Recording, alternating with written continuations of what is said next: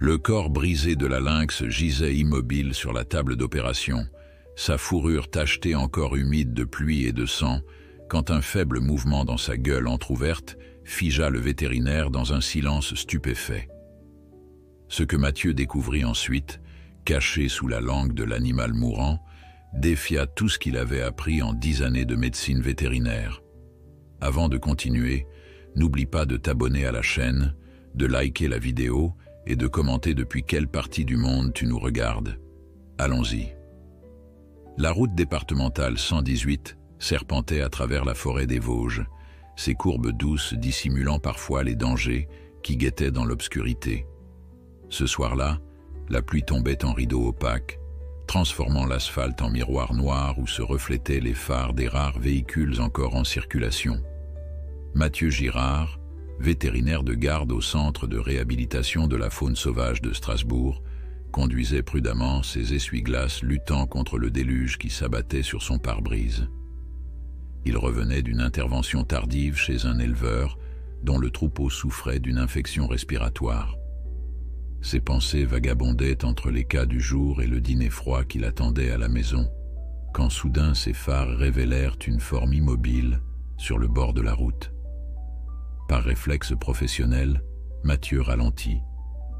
Son cœur s'accéléra lorsqu'il distingua la silhouette caractéristique d'un lynx roux étendu sur le bas-côté. En 10 années de carrière dans cette région riche en faune sauvage, il n'avait aperçu ces félins discrets qu'à 3 reprises. Leur population, fragile et protégée, ne dépassait pas quelques dizaines d'individus dans tout le massif vosgien.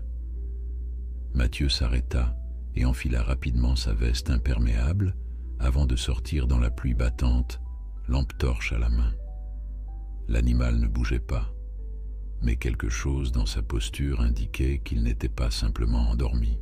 En s'approchant, le vétérinaire constata avec soulagement un léger mouvement de flanc. Le lynx respirait encore. « Mon Dieu !» murmura-t-il en s'agenouillant à distance respectueuse. La femelle lynx, car c'en était une, présentait des signes évidents de traumatisme. Du sang maté souillait sa fourrure tachetée au niveau de l'épaule et une de ses pattes arrière formait un angle inquiétant. Mais ce qui frappa immédiatement Mathieu fut l'abdomen distendu de l'animal. Cette femelle était visiblement en fin de gestation. Sans hésiter, il composa le numéro d'urgence du centre de réhabilitation. « Claire, c'est Mathieu. Je viens de trouver une femelle lynx roux percutée par une voiture sur la D118 à environ 5 km de Saverne. Elle est vivante mais gravement blessée et elle est gestante, probablement à terme. » La voix de Claire Moreau, directrice du centre, trahissait son inquiétude malgré son professionnalisme. « Tu peux la transporter ? » « Je vais essayer. Elle semble inconsciente, mais je vais prendre mes précautions. Prépare le bloc opératoire et appelle Antoine s'il peut venir en renfort. » Mathieu raccrocha et retourna à sa voiture chercher sa trousse d'urgence. Il en sortit une couverture thermique, des gants renforcés et une muselière adaptable. Même blessé, un lynx adulte pouvait infliger des blessures sérieuses s'il reprenait conscience brutalement. Avec d'infinies précautions, il enveloppa l'animal dans la couverture, stabilisant autant que possible sa colonne vertébrale et ses membres blessés. La femelle pesait plus lourd qu'il ne l'avait anticipé, son ventre rond témoignant de la présence de plusieurs petits prêts à naître. Une vague de tristesse l'envahit à l'idée que ses vies n'avaient peut-être aucune chance. « Tiens bon, ma belle », chuchota-t-il en déposant délicatement le félin sur la banquette arrière de son véhicule. « On va faire tout ce qu'on peut pour toi et tes petits. » Le trajet jusqu'au centre de réhabilitation lui parut interminable. Chaque virage, chaque nid de poule lui arrachait une grimace d'inquiétude pour sa passagère blessée. Dans son rétroviseur, il surveillait constamment la forme immobile, craignant à chaque instant de la voir cesser de respirer. Lorsqu'il arriva enfin au centre, une équipe d'urgence l'attendait sous l'auvent de l'entrée de service. Claire, ses cheveux gris coupés courts plaqués par la pluie, dirigeait les opérations avec l'efficacité que lui conférait 30 années d'expérience. À ses côtés, Antoine Lefebvre, jeune vétérinaire spécialisé en chirurgie animale, préparait déjà un brancard. « Son état ?» demanda Claire en aidant Mathieu à extraire précautionneusement la lynx de la voiture. « Stable mais critique, fracture évidente du fémur gauche, probables lésions internes, et j'ai noté une respiration laborieuse qui pourrait indiquer un pneumothorax, et comme tu vois, elle est à terme. » Antoine examina rapidement l'animal tandis qu'il le transportait vers le bloc opératoire. « Tu as raison pour la gestation. D'après la taille de son abdomen, je dirais au moins 3 petits, peut-être 4. Il va falloir décider rapidement si on intervient d'abord sur ses blessures ou si on procède à une césarienne d'urgence. » La salle d'opération du centre, bien que modeste comparée à celle d'une clinique urbaine, disposait de tout l'équipement nécessaire pour traiter les urgences impliquant la faune sauvage. Élodie Martin, l'infirmière vétérinaire de garde, avait déjà préparé les perfusions, moniteurs cardiaques et instruments chirurgicaux. « Paramètres vitaux d'abord », ordonna Claire en enfilant des gants stériles. « Mathieu, tu peux l'intuber pendant qu'Antoine prépare l'anesthésie. Élodie, prépare aussi l'incubateur néonatal, au cas où. » Les minutes qui suivirent furent un ballet silencieux et précis de gestes professionnels. Chaque membre de l'équipe connaissait son rôle et l'exécutait avec une concentration absolue. La vie de la lynx et celle de ses petits à naître dépendaient de leur rapidité et de leur expertise. Fréquence cardiaque à 110, trop élevée pour un félin de cette taille, annonça Élodie en fixant les électrodes du moniteur. Pression artérielle faible, 80-40. Elle est en état de choc hémorragique, confirma Claire. Antoine, on va devoir procéder à une exploration abdominale immédiate. Si l'hémorragie est importante, les petits sont déjà compromis. Mathieu s'occupait de stabiliser la tête de l'animal pour procéder à l'intubation quand il remarqua quelque chose d'étrange. « Attendez », dit-il en approchant délicatement sa main des mâchoires du félin. « Il y a quelque chose dans sa bouche. » Avec une extrême précaution, il écarta légèrement les mâchoires de la lynx inconsciente. Ce qu'il vit le laissa sans voix. « Mon Dieu !» murmura-t-il. « Claire, Antoine, venez voir ça. » Ses collègues se penchèrent au-dessus de la gueule entr'ouverte du félin.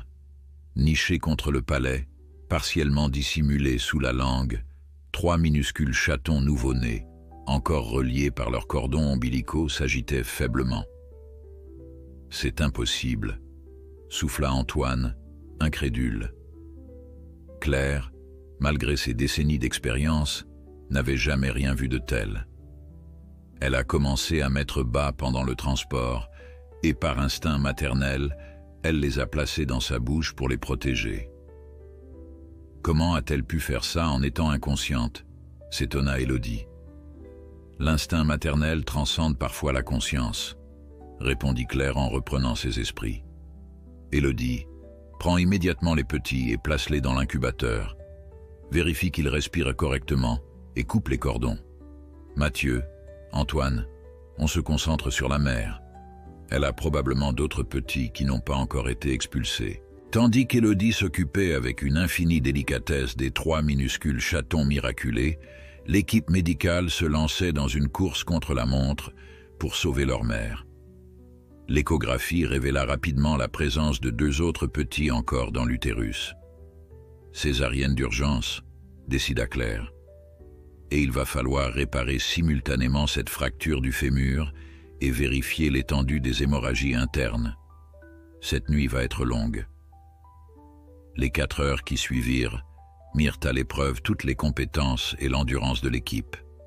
La lynx, qu'ils avaient surnommée Luna en raison du croissant blanc ornant son front, lutta vaillamment sur la table d'opération.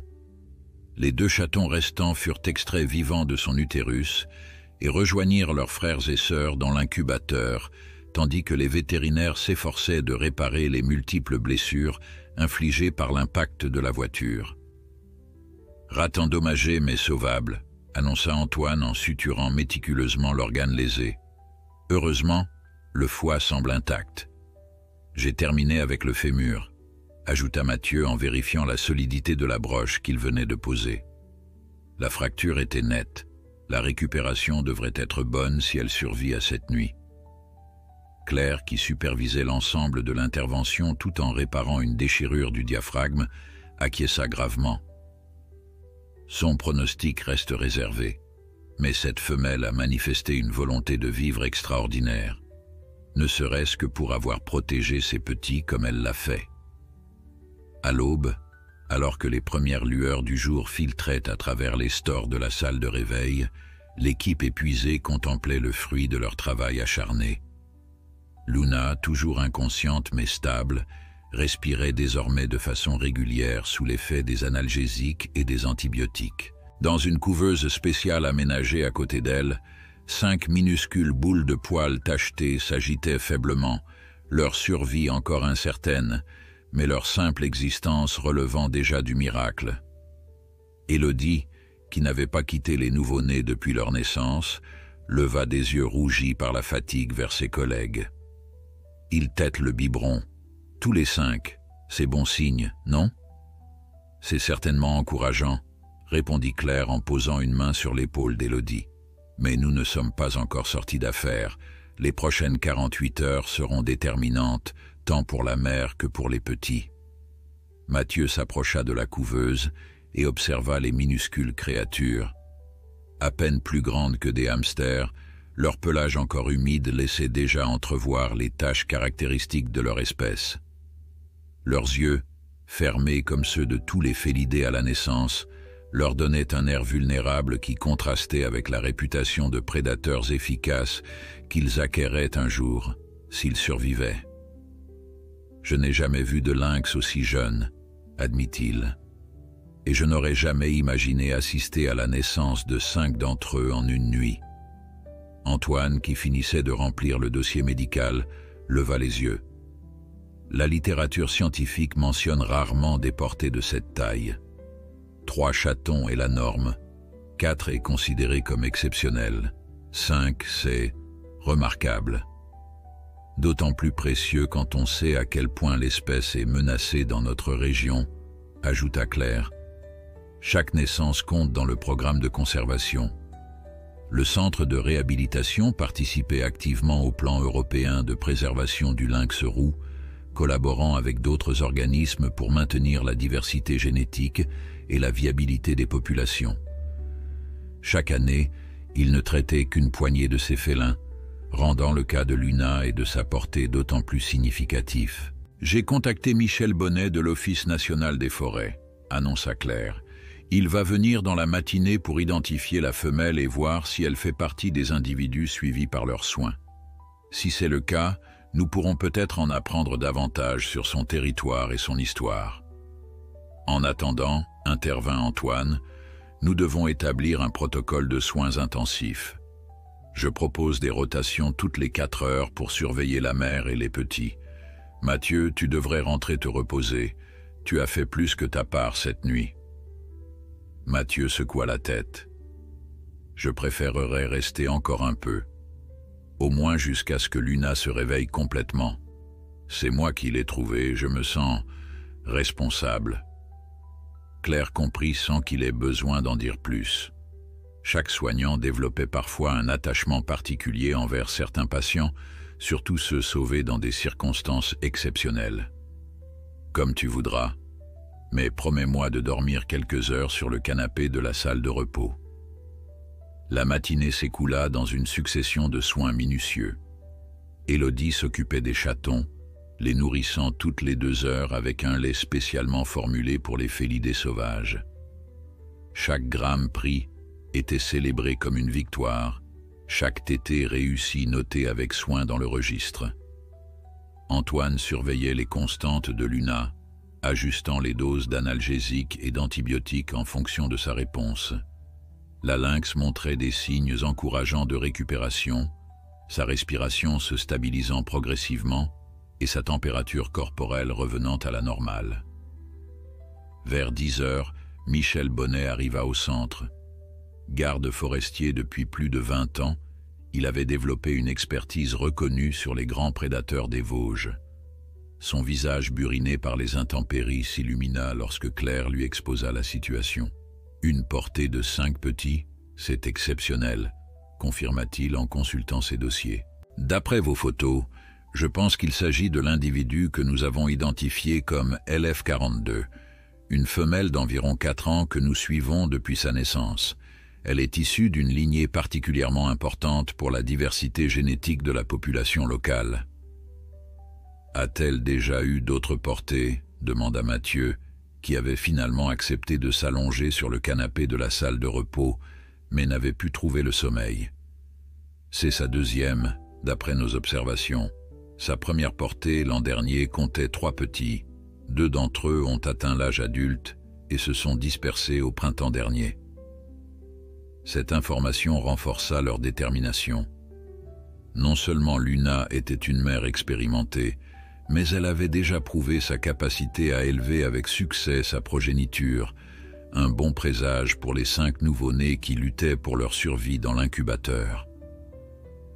Son territoire habituel se trouve à environ 15 km du lieu où tu l'as trouvé, poursuivit Michel en dépliant une carte. Elle a dû s'éloigner pour trouver un endroit calme où mettre bas, comme le font souvent les femelles. L'accident a probablement eu lieu pendant ce déplacement. L'essentiel maintenant est de savoir si elle pourra retourner un jour à la vie sauvage, intervint Claire. Ses blessures sont sérieuses, mais pas nécessairement invalidantes à long terme. Michel hocha la tête, son expression redevenant grave. Et les petits, quelle est votre stratégie? Dans l'idéal, nous voudrions que Luna puisse les élever elle-même, répondit Antoine. L'imprégnation maternelle est cruciale pour leur apprentissage, mais tout dépendra de sa récupération et de sa capacité à s'occuper d'eux. La conversation fut interrompue par l'appel d'Élodie depuis la salle de réveil. Elle se réveille. Ils se précipitèrent pour découvrir Luna qui commençait effectivement à montrer des signes de conscience. Ses paupières frémissaient et de légers mouvements agitaient ses membres non immobilisés. Avec précaution, l'équipe se positionna autour de la table d'examen, consciente que le réveil d'un prédateur sauvage était toujours un moment délicat. « Doucement, Luna », murmura Claire en surveillant les moniteurs. « Tout va bien. » Les yeux de la lynx s'ouvrirent soudain, 2 orbes dorés emplis d'une confusion évidente. Son premier réflexe fut de tenter de se redresser, mais la douleur et les entraves médicales la maintinrent allongée. Un grondement sourd monta de sa gorge. « C'est normal », commenta Michel sans s'approcher davantage. « Elle est désorientée et se sent menacée. » Mathieu, mu par une intuition qu'il n'aurait su expliquer, s'avança lentement vers la tête de l'animal. « Luna, dit-il doucement, utilisant le nom qu'il lui avait donné. Tes petits sont saufs, ils sont juste là. » À la surprise générale, la lynx sembla réagir à ses paroles, ou peut-être à son odeur, qu'elle associait au transport après l'accident. Son grondement s'atténua, remplacé par une respiration rapide et des mouvements de tête frénétiques. Elle cherche ses petits, comprit Élodie. C'est son instinct maternel qui prend le dessus sur la peur. Antoine consulta Claire du regard. « Tu crois qu'on pourrait… » « C'est risqué, » répondit la directrice.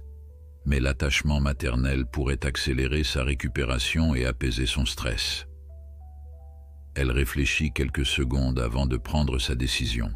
« Élodie, apporte un des chatons, le plus fort. Voyons comment elle réagit. » Avec d'infinies précautions, Élodie sélectionna le plus vigoureux des 5 nouveau-nés, un petit mâle qui avait tété plus voracement que ses frères et sœurs. Le tenant dans le creux de sa main, elle s'approcha de Luna, sous le regard attentif de toute l'équipe. La réaction de la lynx fut immédiate. Son attention se focalisa entièrement sur la minuscule créature, ses narines frémissant pour capter son odeur. Le grondement cessa complètement, remplacé par un son différent, un doux cliquetis de la langue contre le palais que les félins utilisent pour communiquer avec leurs petits. « C'est bon signe », murmura Michel. « Très bon signe. » Encouragée, Élodie approcha encore le chaton, le maintenant à une distance sécuritaire mais suffisamment proche pour que Luna puisse le voir et le sentir clairement. La mère lynx tenta à nouveau de se redresser, mais cette fois avec moins de panique, comme si elle comprenait désormais les limites imposées par ses blessures. « On pourrait peut-être... » commença Mathieu. « Pas encore, » l'interrompit Claire. « C'est trop tôt pour un contact direct. N'oublions pas que c'est un animal sauvage blessé. Son instinct de protection pourrait se retourner contre nous, ou même contre le petit, si elle se sent trop menacée. » Ils décidèrent de procéder par étapes. L'incubateur contenant les 5 chatons fut placé à proximité de Luna, assez proche pour qu'elle puisse les voir et les entendre, mais hors de portée directe. Cette solution de compromis sembla fonctionner. La lynx se calma visiblement, son attention captée par les mouvements et les petits cris de sa progéniture. « Je n'aurais jamais cru voir ça, » admit Michel. « C'est touchant. » « C'est surtout un soulagement, » corrigea Claire avec son pragmatisme habituel. « Si elle reconnaît ses petits et manifeste des comportements maternels appropriés, nos chances de réussite augmentent considérablement. » Les heures suivantes furent consacrées à l'observation attentive de Luna et de ses interactions avec les chatons, même à distance. Son état s'améliorait lentement, sa vigilance augmentant au même rythme que diminuait l'effet des sédatifs. Elle accepta même de s'hydrater, lapant précautionneusement l'eau qu'Antoine lui proposait dans une écuelle peu profonde. En fin d'après-midi, l'équipe organisa une réunion pour faire le point et planifier les jours à venir. Michel avait dû repartir, mais avait promis de revenir régulièrement et de tenir informés ses collègues de l'ONF. « Son état est stable », résuma Antoine. « Les signes vitaux sont encourageants et elle semble répondre correctement aux antibiotiques. La fracture est bien maintenue par la broche et les sutures internes tiennent bon. Si aucune complication ne survient, je pense qu'elle pourrait être considérée comme hors de danger d'ici 48 heures. » « Et les petits ?» demanda Claire. Élodie consulta ses notes. « Ils sont tous les 5 réactifs et s'alimentent correctement. Leur température et leur poids évoluent dans les normes attendues pour des chatons de leur âge. Mais ils restent extrêmement fragiles. Le plus petit m'inquiète particulièrement. Il tète moins vigoureusement que les autres. » « Combien de temps avant qu'on puisse envisager un contact direct entre Luna et ses petits ?» interrogea Mathieu. Claire soupira, consciente des multiples facteurs à prendre en compte. « C'est la grande question. D'un côté, l'imprégnation précoce est cruciale pour le développement comportemental normal des chatons. De l'autre, Luna reste un animal sauvage blessé, potentiellement dangereux. Sans compter que nous ne savons pas si elle sera capable physiquement de s'occuper de 5 petits, ajouta Antoine. Même dans la nature, c'est une tâche exigeante pour une mère en pleine santé. Je propose un test contrôlé demain matin si son état continue de s'améliorer, suggéra Claire après réflexion. Un contact supervisé avec 1 ou 2 chatons, pendant que les autres resteront dans l'incubateur. Cette proposition fut acceptée unanimement. En attendant, ils établirent un planning de surveillance pour la nuit, chacun prenant un créneau de quelques heures pour permettre aux autres de se reposer. Mathieu insista pour prendre le premier tour. Alors que ses collègues quittèrent la pièce, il s'installa sur une chaise près de Luna, observant la lynx qui, elle-même, ne quittait pas des yeux l'incubateur contenant ses petits. « Tu sais, » murmura-t-il à l'animal comme s'il pouvait le comprendre, « quand je t'ai trouvé sur cette route, je n'aurais jamais imaginé découvrir ce que tu cachais dans ta bouche. Tu as fait preuve d'un courage incroyable. » Luna tourna brièvement son attention vers lui, ses yeux dorés rencontrant les siens pendant un instant fugace mais intense. Puis elle reporta son regard sur les chatons, émettant ce doux cliquetis qui semblait dire « Je sais qu'ils sont là, je les attends. » Dehors, la nuit tombait sur le centre de réhabilitation. Dans l'obscurité grandissante, Mathieu se demanda combien d'autres lynx se déplaçaient silencieusement dans les forêts environnantes, invisibles et méconnus. Luna et ses 5 petits représentaient désormais un espoir tangible pour cette espèce discrète qui tentait de reconquérir son territoire ancestral, malgré tous les obstacles dressés sur sa route par la modernité. L'aube pointait à peine lorsque Mathieu fut réveillé par un léger bruit. Il s'était assoupi sur sa chaise, vaincu par la fatigue après des heures de veille.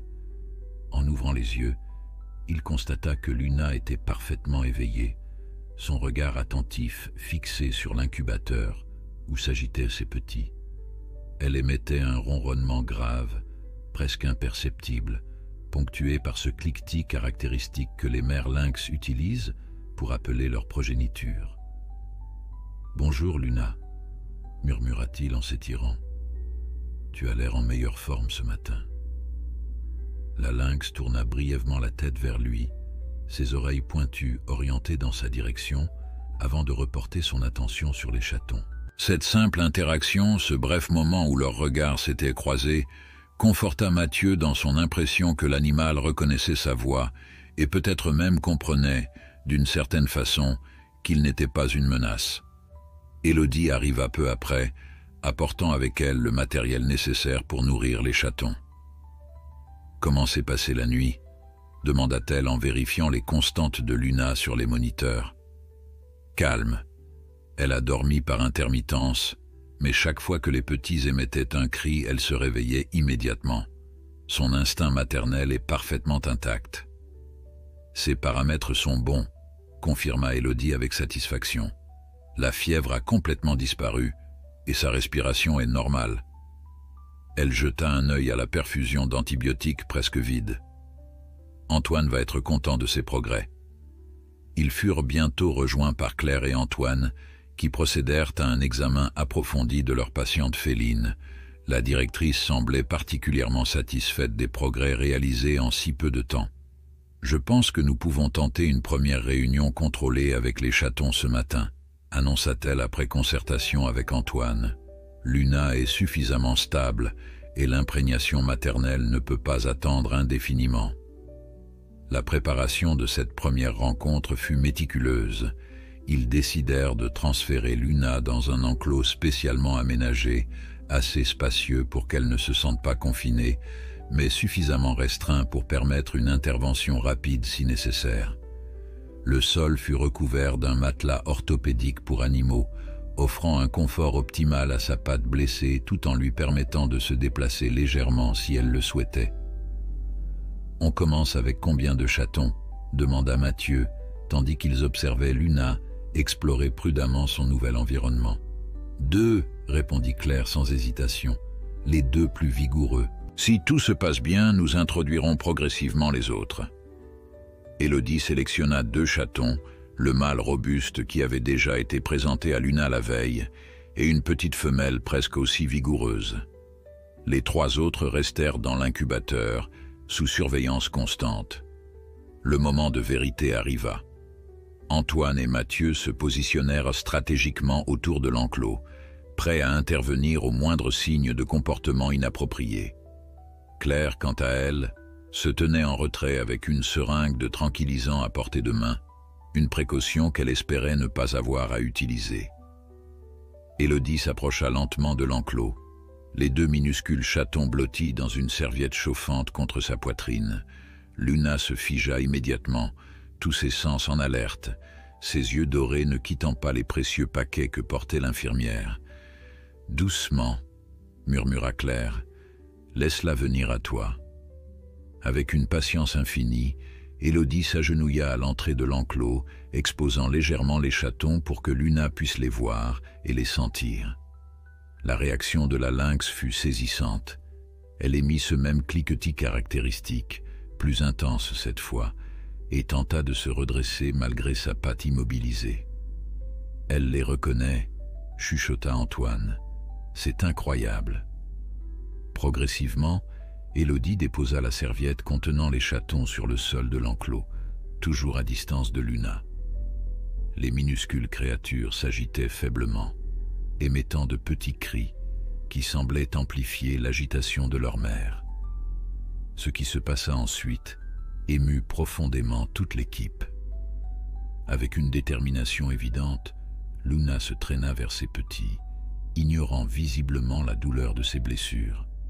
Ses mouvements, bien que limités par son état, étaient empreints d'une grâce et d'une précision qui rappelaient sa nature de prédateur élégant.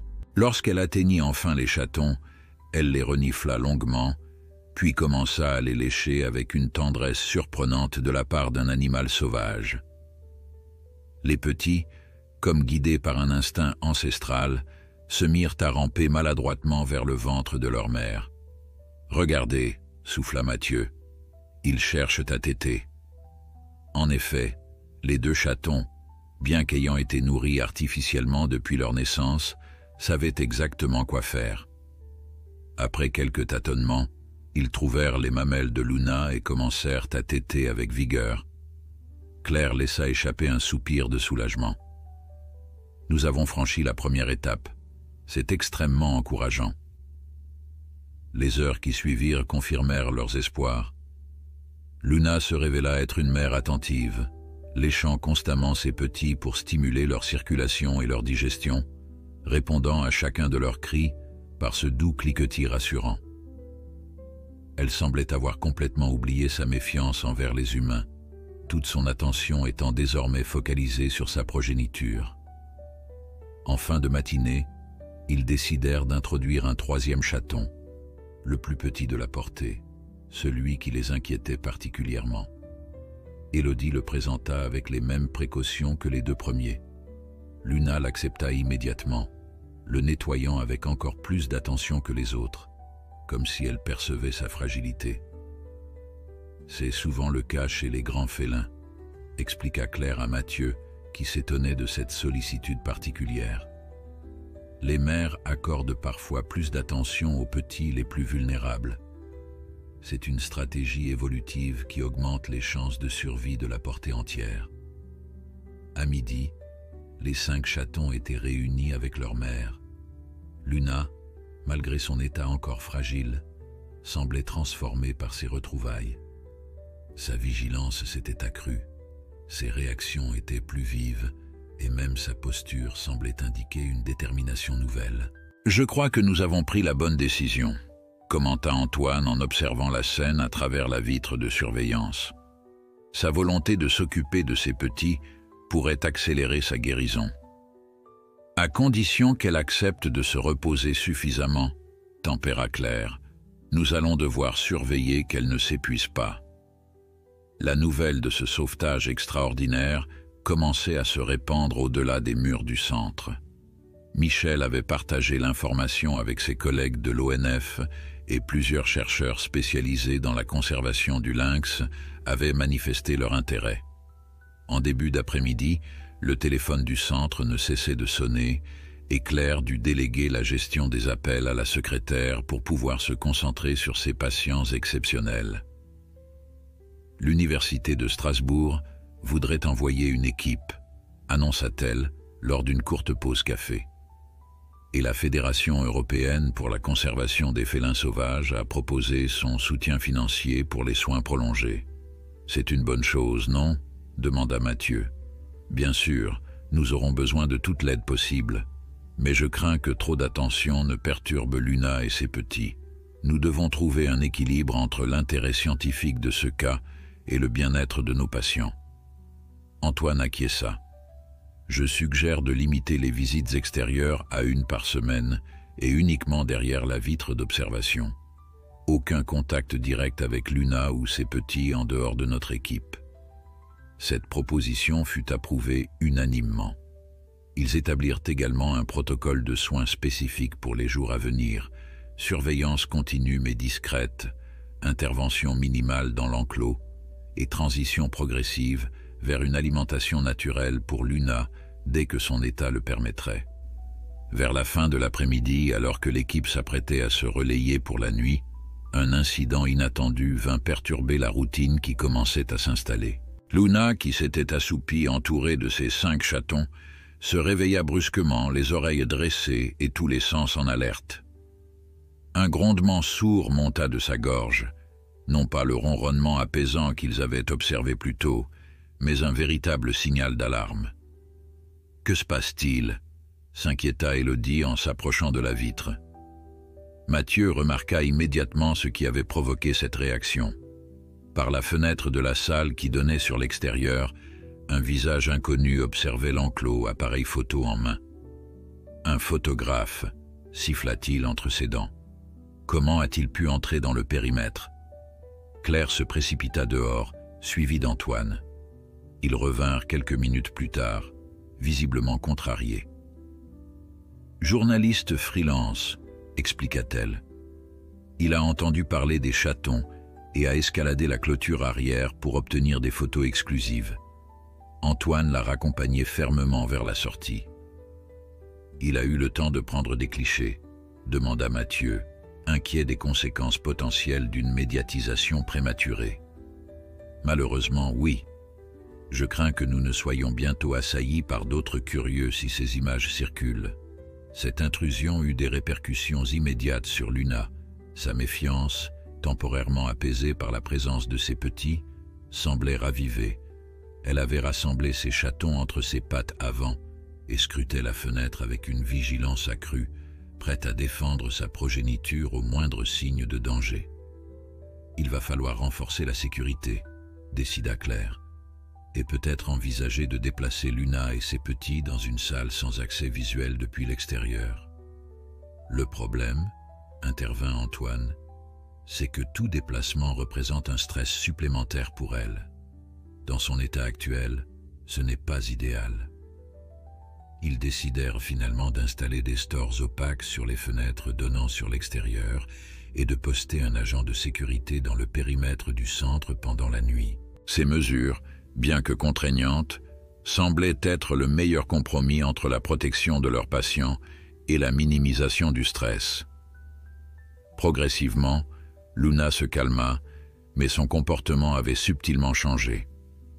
Elle restait plus alerte, plus vigilante, comme si l'incident lui avait rappelé les dangers du monde extérieur.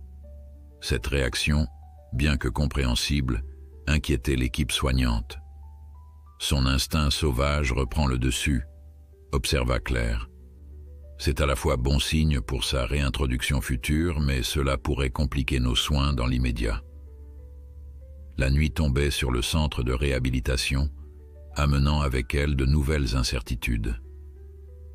Les premières 24 heures critiques avaient été franchies avec succès, mais l'équipe savait que le chemin vers la guérison complète et l'éventuelle réintroduction dans la nature serait long et semé d'obstacles. Luna et ses 5 chatons représentaient un espoir précieux pour leur espèce, mais aussi un défi sans précédent pour le centre et ses soignants dévoués. Les jours qui suivirent confirmèrent les craintes de Claire. Dès le lendemain matin, les premières photos de Luna et ses chatons apparurent sur Internet, accompagnées d'un article sensationnaliste titré « Miracle dans les Vosges ». Une mère lynx sauve ses petits après un accident mortel. Si les intentions du journaliste n'étaient pas nécessairement malveillantes, les conséquences de cette médiatisation furent immédiates. « J'ai déjà reçu 15 appels ce matin », soupira la secrétaire en tendant à Claire une liste de messages. Télévision régionale, journaux nationaux et même une chaîne documentaire allemande qui propose de financer une partie des soins en échange d'un accès exclusif. Claire parcourut rapidement la liste, son visage trahissant son irritation croissante. « Nous ne sommes pas un zoo », murmura-t-elle. « Notre priorité est la réhabilitation et la réintroduction, pas la médiatisation. » Mathieu, qui assistait à la conversation, intervint avec une suggestion. « Et si nous utilisions cet intérêt à notre avantage ? Un communiqué officiel hebdomadaire, quelques photos sélectionnées avec soin et une seule équipe de tournage autorisée sous conditions strictes. Cela pourrait sensibiliser le public à la cause du lynx tout en nous donnant les moyens de financer des installations améliorées. » Claire considéra l'idée. Son instinct premier était de protéger ses patients de toute intrusion, mais elle devait reconnaître la pertinence de l'argument. Le centre fonctionnait principalement grâce à des subventions publiques et des dons privés, toujours insuffisants face aux besoins croissants.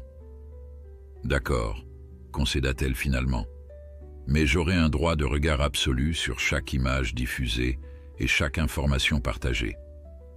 Cette décision prise, ils purent se concentrer à nouveau sur l'essentiel, les soins de Luna et de ses 5 chatons. Le 5e jour après l'accident, Antoine procéda à un examen approfondi de la mère lynx, nécessitant une légère sédation pour minimiser son stress. La fracture se consolide bien, annonça-t-il en examinant les radiographies fraîchement réalisées. Les tissus mous cicatrisent correctement et tous les paramètres sanguins sont revenus à la normale. Sa récupération est remarquable, considérant la gravité de ses blessures initiales. « Tu penses qu'on pourra retirer la broche quand ?» demanda Mathieu, qui assistait à l'examen. « Pas avant 6 semaines minimum. Mais elle pourra commencer à mettre un peu de poids sur sa patte d'ici 2 semaines, si tout continue à ce rythme. » Ce pronostic encourageant fut accueilli avec soulagement par toute l'équipe. Luna avait déjà démontré une résilience exceptionnelle, mais la confirmation médicale de ses progrès renforçait leur optimisme quant à ses chances de réintégrer un jour son habitat naturel. Les chatons, quant à eux, se développaient à une vitesse surprenante. À 1 semaine de vie, leurs yeux commençaient à s'entr'ouvrir, révélant des iris bleu-gris qui prendraient progressivement la teinte dorée caractéristique de leur espèce. Leur poids avait presque doublé, témoignant de la qualité du lait maternel et des soins attentifs de Luna. C'est fascinant de pouvoir observer leur développement d'aussi près, commenta Élodie, en procédant à leur pesée quotidienne, profitant d'un rare moment où Luna s'était assoupie. Dans la nature, il serait pratiquement impossible d'accéder à un terrier de lynx avec des nouveau-nés. Le plus petit de la portée, qu'ils avaient surnommé Pixel en raison de sa taille minuscule, rattrapait progressivement son retard. Sa détermination à téter et sa combativité pour se frayer un chemin parmi ses frères et sœurs plus robustes avaient gagné l'admiration de toute l'équipe. Celui-là a l'esprit de survie chevillé au corps, remarqua Mathieu, en observant le petit félin s'accrocher fermement à une mamelle, refusant de céder sa place malgré les bousculades. Un lien particulier semblait s'être établi entre Mathieu et la famille de lynx.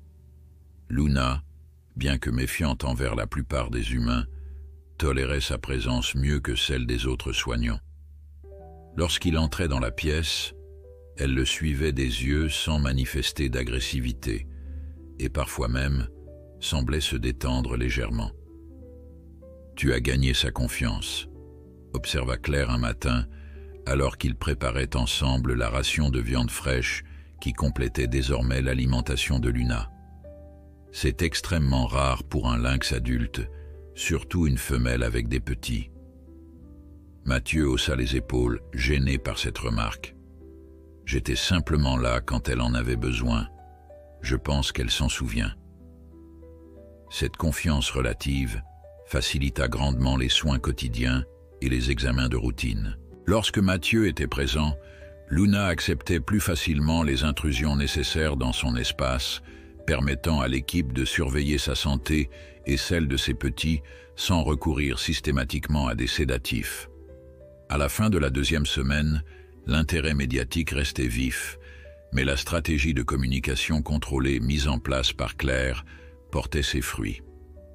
Un court reportage diffusé sur une chaîne nationale avait suscité une vague de dons et de propositions de soutien, permettant au centre d'acquérir du matériel spécialisé et d'améliorer les installations dédiées aux félins.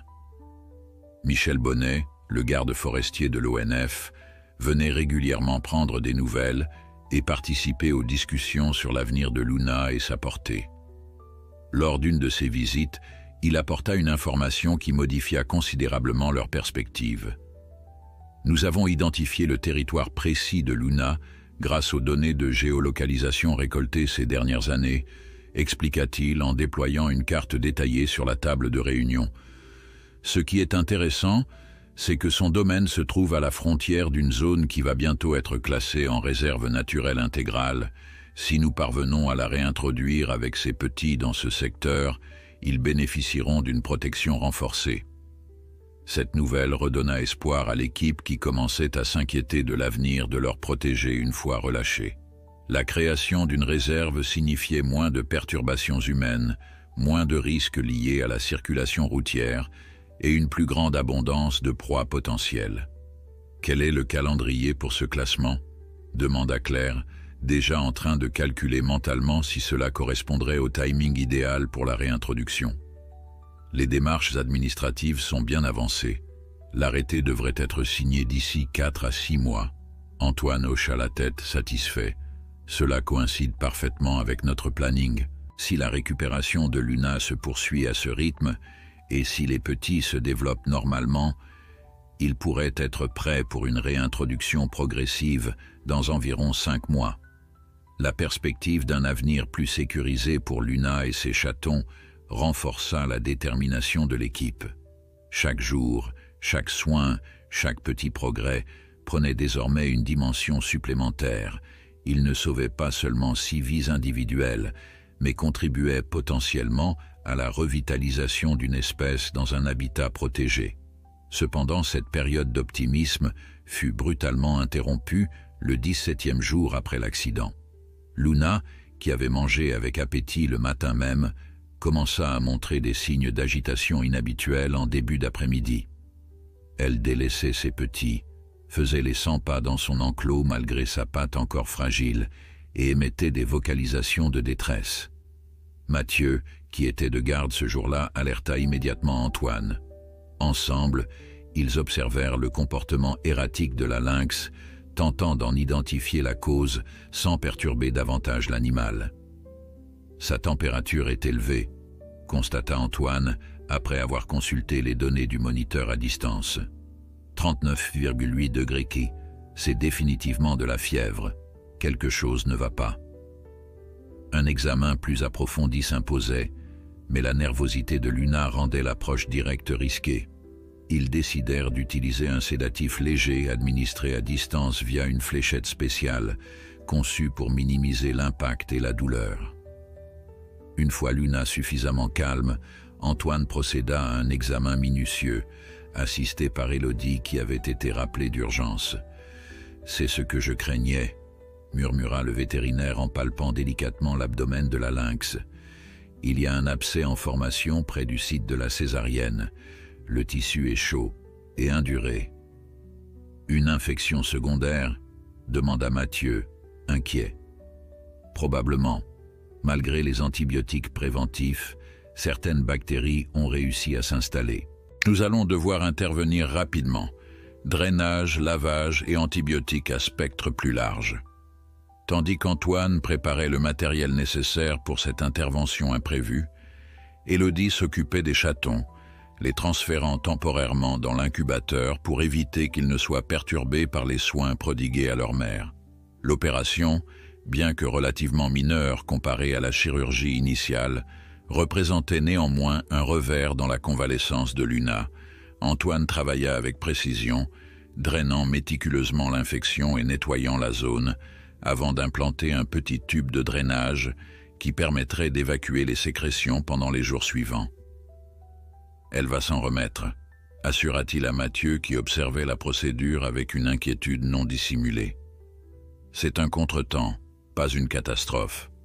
Les infections post-opératoires arrivent même dans les meilleures cliniques. » Malgré ces paroles rassurantes, l'équipe savait que cet incident prolongerait la période de convalescence de Luna et retarderait potentiellement tout le processus de réhabilitation. Plus préoccupant encore, comment les chatons réagiraient-ils à cette séparation forcée de leur mère, même temporaire? Alors que le jour déclinait, Mathieu resta auprès de Luna, qui émergeait lentement de sa sédation. Les chatons, réinstallés dans leur incubateur transparent à proximité, s'agitaient et émettaient de petits cris plaintifs, comme s'ils percevaient la détresse de leur mère. « Courage, Luna », murmura Mathieu, plus pour lui-même que pour la lynx endormie. « Tu as surmonté bien pire. Cette fois encore, tu vas nous montrer à quel point tu es forte. » Les 3 jours qui suivirent l'intervention furent parmi les plus éprouvants pour l'équipe du centre. Luna, affaibli par l'infection et les antibiotiques, restait prostré sur sa couche, manifestant peu d'intérêt pour son environnement ou même pour ses petits. L'équipe avait dû prendre la difficile décision de nourrir les chatons au biberon toutes les 3 heures, jour et nuit, pour compenser l'allaitement maternel temporairement interrompu. C'est exactement ce que je redoutais, confia Claire à Mathieu, lors d'une pause entre 2 sessions de nourrissage. Cette séparation, même temporaire, pourrait perturber le lien entre Luna et ses petits, sans compter le risque d'imprégnation humaine si nous manipulons trop les chatons.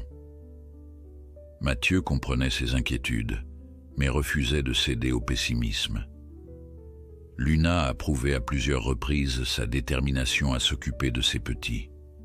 Dès qu'elle ira mieux, cet instinct reprendra le dessus, j'en suis certain. Antoine, qui surveillait attentivement la guérison de l'abcès, apporta une lueur d'espoir le soir du 3e jour. La fièvre est tombée et le drainage fonctionne parfaitement. Si cette amélioration se maintient, nous pourrons envisager de réintroduire progressivement les chatons auprès d'elle demain. Cette perspective redonna courage à toute l'équipe épuisée par ces journées et nuits de soins intensifs. Élodie, particulièrement, montrait des signes évidents de fatigue après avoir assumé la majorité des nourrissages nocturnes. « Je prendrai ton tour cette nuit », proposa Mathieu en remarquant ses cernes prononcées. « Tu as besoin de repos. »« Merci », soupira-t-elle avec gratitude. « J'avoue que je commence à voir des lynx partout. Le plus dur, c'est Pixel. Il refuse systématiquement de prendre le biberon au premier essai. Il faut une patience d'ange avec lui. » Cette nuit-là, seul dans la pénombre de la salle de soins, Mathieu eut l'occasion d'observer plus attentivement le développement des 5 chatons. À presque 3 semaines, ils avaient considérablement changé. Leurs yeux, désormais complètement ouverts, révélaient un regard bleu-gris encore flou mais de plus en plus expressif. Leur pelage s'était épaissi, accentuant les motifs tachetés caractéristiques de l'espèce. Mais plus impressionnante encore était l'émergence de personnalités distinctes. Le plus grand mâle, qu'ils avaient surnommé Titan, manifestait déjà un tempérament dominant, réclamant toujours d'être nourri en premier et montrant une curiosité intrépide pour son environnement. À l'opposé, la plus calme des femelles, baptisée Aria, semblait préférer l'observation tranquille, ses grands yeux scrutant chaque mouvement avec une attention soutenue. Pixel, le petit combattant, compensait sa taille modeste par une ténacité remarquable. Comme l'avait prévenu Élodie, il refusa obstinément le premier biberon que Mathieu lui présenta, détournant la tête avec une détermination surprenante pour un être si minuscule. « Tu ne me facilites pas la tâche, petit bonhomme », murmura Mathieu en repositionnant patiemment la tétine. Après plusieurs tentatives, Pixel accepta finalement de s'alimenter, tétant avec une énergie qui contrastait avec sa fragilité apparente. Mathieu ne put s'empêcher de sourire face à cette démonstration de caractère. « Je comprends pourquoi Luna fait preuve d'une attention particulière à ton égard. Tu es peut-être petit, mais ton esprit est indomptable. » À l'autre bout de la pièce, Luna s'agita dans son sommeil, attirant immédiatement l'attention de Mathieu. Le vétérinaire s'approcha silencieusement de l'enclos, observant attentivement les signes vitaux affichés sur le moniteur. Tout semblait normal, mais quelque chose dans le comportement de la lynx avait changé. Ses oreilles s'orientaient désormais vers les petits cris des chatons, et ses yeux mi-clos suivaient les mouvements de Mathieu avec une attention nouvelle. « Tu reviens parmi nous, n'est-ce pas ?» chuchota-t-il. « Tes petits t'attendent. » Comme pour confirmer cette impression, Luna émit un léger cliquetis, ce son caractéristique qu'elle utilisait pour communiquer avec ses chatons. C'était la première vocalisation positive qu'elle produisait depuis le début de l'infection. Mathieu, prenant une décision impulsive mais réfléchie, plaça délicatement Pixel dans une petite caisse chauffante qu'il approcha de l'enclos de Luna, suffisamment proche pour qu'elle puisse voir et sentir son petit, mais assez éloigné pour pouvoir intervenir rapidement si nécessaire. La réaction fut immédiate et saisissante. Luna se redressa légèrement, tous ses sens en alerte, focalisés sur le minuscule chaton qui s'agitait à quelques mètres d'elle. Le cliquetis s'intensifia, plus rythmé, plus urgent. Pixel, bien que ses oreilles ne soient pas encore pleinement fonctionnelles, sembla percevoir l'appel maternel. Il orienta maladroitement sa tête vers la source du son, émettant en réponse un petit cri aigu. Encouragé par cette interaction, Mathieu décida de poursuivre l'expérience, maintenant une vigilance constante. Progressivement, au fil des heures nocturnes, il présenta chacun des chatons à leur mère, observant avec émotion le réveil graduel de l'instinct maternel de Luna. Au petit matin, lorsque Claire arriva pour prendre la relève, elle fut stupéfaite par la scène qui l'accueillit. Mathieu, visiblement épuisé mais rayonnant, lui montrant une Luna transformée, pleinement éveillée et vocalement active, qui suivait des yeux la caisse contenant ses 5 petits. « Elle est prête », affirma-t-il avec conviction. « Ces chatons sont la meilleure médecine qui soit. » Claire, bien que naturellement prudente, ne put qu'acquiescer face à l'évidence. Après consultation d'Antoine, qui confirma l'amélioration significative de l'état de Luna, ils décidèrent de procéder à une réunification progressive, en commençant par les 2 chatons les plus robustes, Titan et sa sœur Naya. La réintroduction se déroula mieux que leurs espérances les plus optimistes. Luna accueillit ses petits avec un mélange de douceur et d'empressement, les léchant méticuleusement comme pour effacer toute trace d'odeur humaine, avant de les guider vers ses mamelles. Les chatons, malgré les jours passés sous soins humains, retrouvèrent instantanément leurs réflexes naturels, tétant vigoureusement le lait maternel bien plus nutritif que le substitut artificiel. « C'est remarquable », commenta Antoine en observant la scène. Aucune hésitation, aucune confusion. L'instinct a complètement pris le dessus. En l'espace de quelques heures, les 5 chatons avaient retrouvé leur place auprès de leur mère. Luna, bien qu'encore affaiblie, manifestait une énergie nouvelle, entièrement dédiée aux soins de sa progéniture. Le tube de drainage, qui avait été remplacé par un modèle plus discret, ne semblait pas la gêner outre mesure. « Je n'aurais jamais cru possible une récupération aussi rapide », admit Claire, en vérifiant une dernière fois les paramètres vitaux avant de quitter la salle pour la nuit. « Tu avais raison, Mathieu. Le lien maternel était plus fort que la maladie. » Les jours suivants confirmèrent cette tendance positive.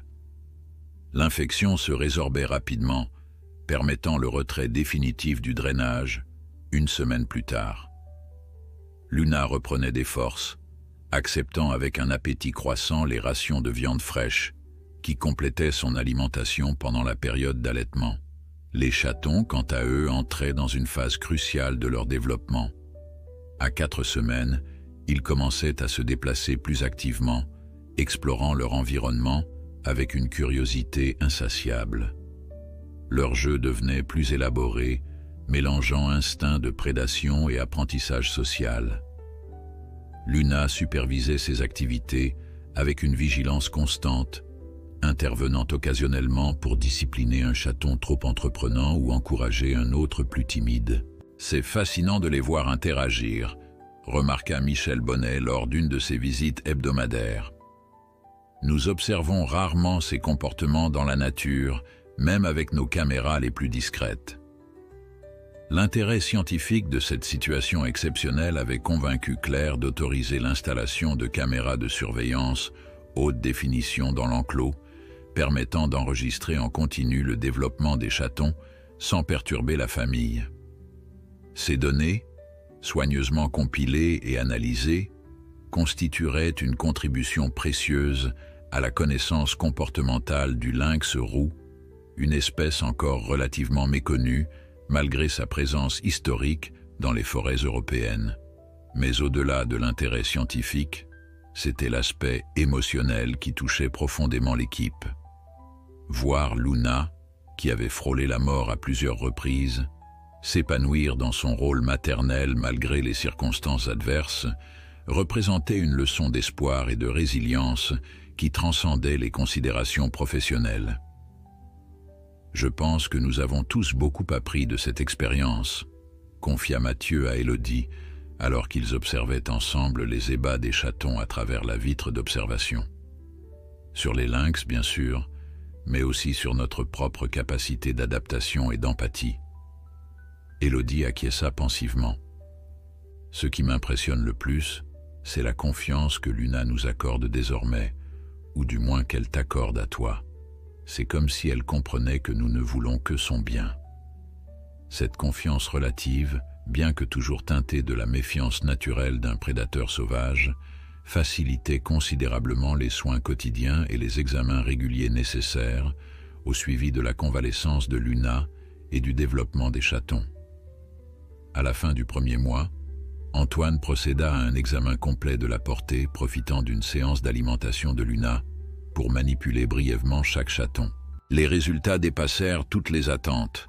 Les 5 petits lynx affichaient un développement normal, voire légèrement supérieur aux courbes standards établies pour les félins sauvages en captivité. Même Pixel a rattrapé une partie de son retard, nota-t-il avec satisfaction en pesant le plus petit de la portée. Il reste le plus léger, mais l'écart s'est considérablement réduit. Ces nouvelles encourageantes permirent à l'équipe d'envisager avec plus de sérénité la prochaine étape du processus de réhabilitation, la préparation à la vie sauvage. Car si Luna et ses petits semblaient s'adapter admirablement à leur environnement contrôlé, l'objectif ultime restait leur retour dans leur habitat naturel, un défi bien plus complexe qui exigerait une planification minutieuse et une approche progressive. La 6e semaine marqua un tournant décisif dans le parcours de Luna et sa portée. La broche qui maintenait son fémur fracturé fut enfin retirée, libérant la lynx d'une contrainte qui, bien que nécessaire, avait considérablement limité ses mouvements. Cette intervention, réalisée sous anesthésie légère, se déroula sans complications, confirmant l'excellente cicatrisation de l'os. La calcification est parfaite, annonça Antoine en examinant les radiographies post-opératoires. On dirait presque que la fracture n'a jamais existé. Cette bonne nouvelle permit d'envisager l'étape suivante de la réhabilitation, le transfert vers un enclos extérieur spécialement aménagé. Cette structure, située à l'arrière du centre dans une zone boisée isolée, offrait un environnement semi-naturel de près de 200 mètres carrés, avec des arbres, des rochers et différents abris imitant les conditions que Luna et ses petits rencontreraient dans la nature. Le moment est crucial, expliqua Claire lors de la réunion préparatoire. Nous devons progressivement diminuer les interactions humaines tout en commençant l'apprentissage de la chasse pour les chatons. Luna devra reprendre son rôle d'éducatrice et nous devrons nous effacer. Michel Bonnet, qui participait régulièrement aux discussions stratégiques, apporta son expertise de terrain. Dans la nature, les chatons de cet âge commenceraient à accompagner leur mère lors de courtes sorties de chasse. Ils apprendraient par observation, puis par imitation. Il faudrait reproduire ce processus autant que possible. Le plan établi était ambitieux mais méthodique. D'abord habituer la famille à son nouvel environnement, puis introduire progressivement des proies vivantes de petite taille, souris, puis lapins, pour stimuler l'instinct de prédation. Parallèlement, réduire graduellement les contacts humains pour favoriser le retour des comportements sauvages naturels. Le jour du transfert arriva, chargé d'appréhension pour toute l'équipe. Luna, bien que rétablie, restait un animal sauvage dont les réactions pouvaient être imprévisibles, surtout dans un contexte de changement environnemental impliquant ses précieux petits. Mathieu, dont le lien particulier avec Luna était désormais reconnu par tous, fut chargé de superviser l'opération. La lynx et ses chatons furent placés dans de grandes caisses de transport individuelles, Luna séparée de sa portée pour minimiser son stress et éviter tout comportement défensif. « Ça va bien se passer », murmura-t-il à la lynx qu'il observait avec une méfiance ravivée depuis sa cage. « Tu vas retrouver un peu de liberté, et tes petits pourront grandir comme ils le devraient. » Le cortège de véhicules parcourut lentement les 300 mètres qui séparaient le bâtiment principal de l'enclos extérieur. Chaque chaos du chemin forestier arrachait une grimace d'inquiétude à Mathieu, conscient du stress que ce déplacement imposait à ses protégés. L'enclos, fruit de semaines de préparation, offrait un spectacle impressionnant. Une clôture de 4 mètres de hauteur, partiellement dissimulée par une végétation dense, délimitait un espace où chaque détail avait été pensé pour reproduire l'habitat naturel du lynx. Souches creuses servant d'abri, rochers formant des promontoires d'observation, arbres aux branches basses permettant l'escalade, et même un petit ruisseau artificiel traversant l'espace. On dirait vraiment un bout de forêt vosgienne, s'émerveilla Élodie en découvrant l'installation. C'était l'objectif, confirma Claire. Les lynx sont territoriaux et exigeants quant à leur habitat. Il fallait recréer un environnement qui stimule leurs instincts naturels. L'introduction des félins dans ce nouvel espace fut réalisée avec d'infinies précautions. Les chatons furent libérés en premier, à proximité d'un des abris principaux. Désormais âgés de 6 semaines, ils montraient une curiosité débordante, explorant immédiatement leur nouvel environnement avec une énergie qui arracha des sourires à l'équipe observant à distance. Titan, fidèle à sa réputation, fut le premier à s'aventurer vers un tas de branches, suivi de près par ses sœurs Naya et Aria. Seuls Pixel et Echo, le 4e chaton, restèrent prudemment près de l'abri, manifestement désorientés par ce changement radical. « C'est le moment », indiqua Antoine, après quelques minutes d'observation. « Libérons Luna. » La caisse de transport de la mère lynx fut positionnée à l'entrée de l'enclos, sa porte orientée vers l'intérieur. Mathieu l'ouvrit délicatement, puis recula rapidement pour rejoindre ses collègues derrière la barrière de sécurité. Luna émergea avec précaution, tous ses sens en alerte. Ses oreilles pivotaient dans toutes les directions, captant le moindre son, tandis que ses narines frémissaient, analysant les multiples odeurs de ce nouvel environnement.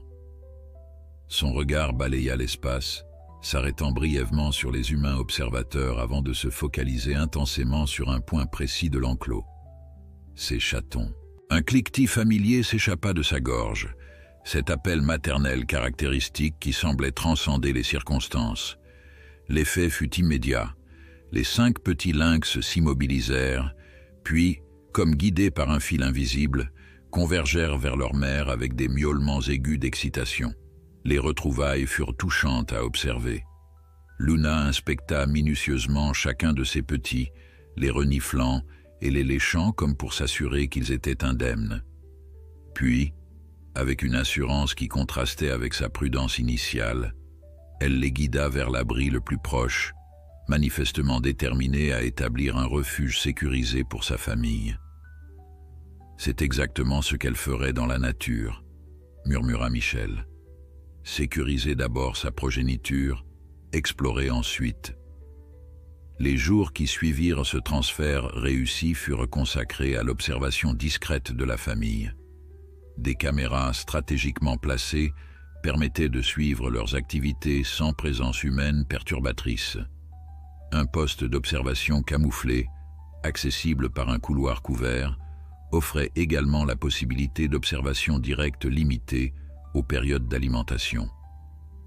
Car si Luna devait progressivement retrouver ses instincts de chasseuse, l'équipe continuait à fournir une nourriture régulière, viande fraîche, mais non préparée, déposée à des endroits variables de l'enclos pour stimuler les comportements de recherche. Au bout d'1 semaine dans ce nouvel environnement, les progrès étaient manifestes. Luna avait établi une routine, explorant systématiquement son territoire, marquant ses limites et initiant ses petits aux rudiments de la vie sauvage.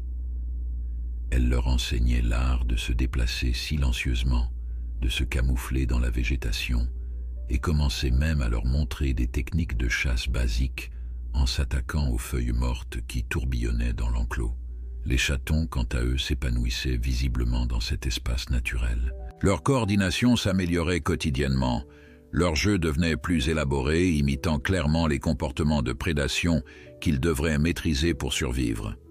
Même Pixel, malgré sa taille modeste, démontrait une agilité surprenante, particulièrement dans les arbres où sa légèreté devenait un avantage. Il est temps d'introduire les premières proies vivantes, décida Claire à la fin de la 2e semaine. Des souris pour commencer.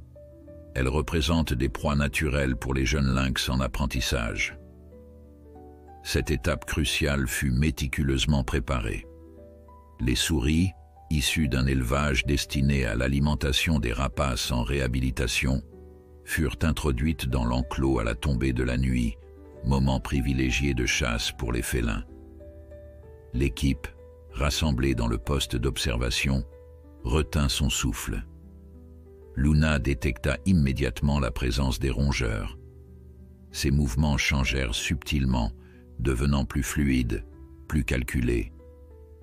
Ces chatons, percevant ce changement comportemental, se figèrent instinctivement, observant leur mère avec une attention soutenue. Ce qui suivit fut une démonstration magistrale de pédagogie féline. Luna captura une souris avec une précision chirurgicale, puis, au lieu de la consommer immédiatement, la rapporta vivante mais immobilisée à ses petits. Elle la relâcha délibérément devant eux, la rattrapant lorsqu'elle tentait de s'échapper, illustrant clairement la technique à employer. « C'est incroyable », chuchota Élodie, émue par cette scène primitive d'enseignement. Elle leur montre exactement comment faire. Progressivement, Luna laissa ses chatons participer activement à la chasse. Titan et Naya furent les premiers à tenter maladroitement d'imiter leur mère, leurs mouvements encore imprécis, mais guidés par un instinct puissant. Echo et Arya observaient attentivement, tandis que Pixel, à la surprise générale, réussit à coincer une souris contre un rocher, même s'il fut manifestement déconcerté par ce succès inattendu. « C'est encourageant », commenta Antoine en notant méticuleusement chaque comportement observé. Leurs instincts de prédateurs sont intacts malgré les circonstances inhabituelles de leur naissance et leurs premières semaines en captivité. Cette expérience concluante marqua le début d'un programme d'enrichissement comportemental de plus en plus élaboré. Chaque semaine, de nouveaux défis étaient introduits, différents types de proies, variations dans les méthodes de distribution de nourriture et modifications subtiles de l'environnement pour stimuler l'adaptabilité. Parallèlement, l'équipe respectait scrupuleusement le protocole de distanciation progressive.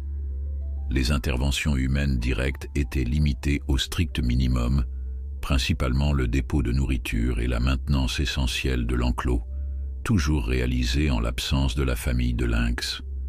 3 mois après l'accident qui avait failli coûter la vie à Luna et sa portée, le programme de réhabilitation entrait dans sa phase la plus délicate.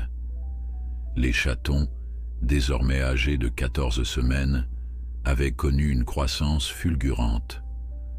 Leur apparence juvénile s'estompait progressivement pour laisser place aux traits plus définis de jeunes lynx.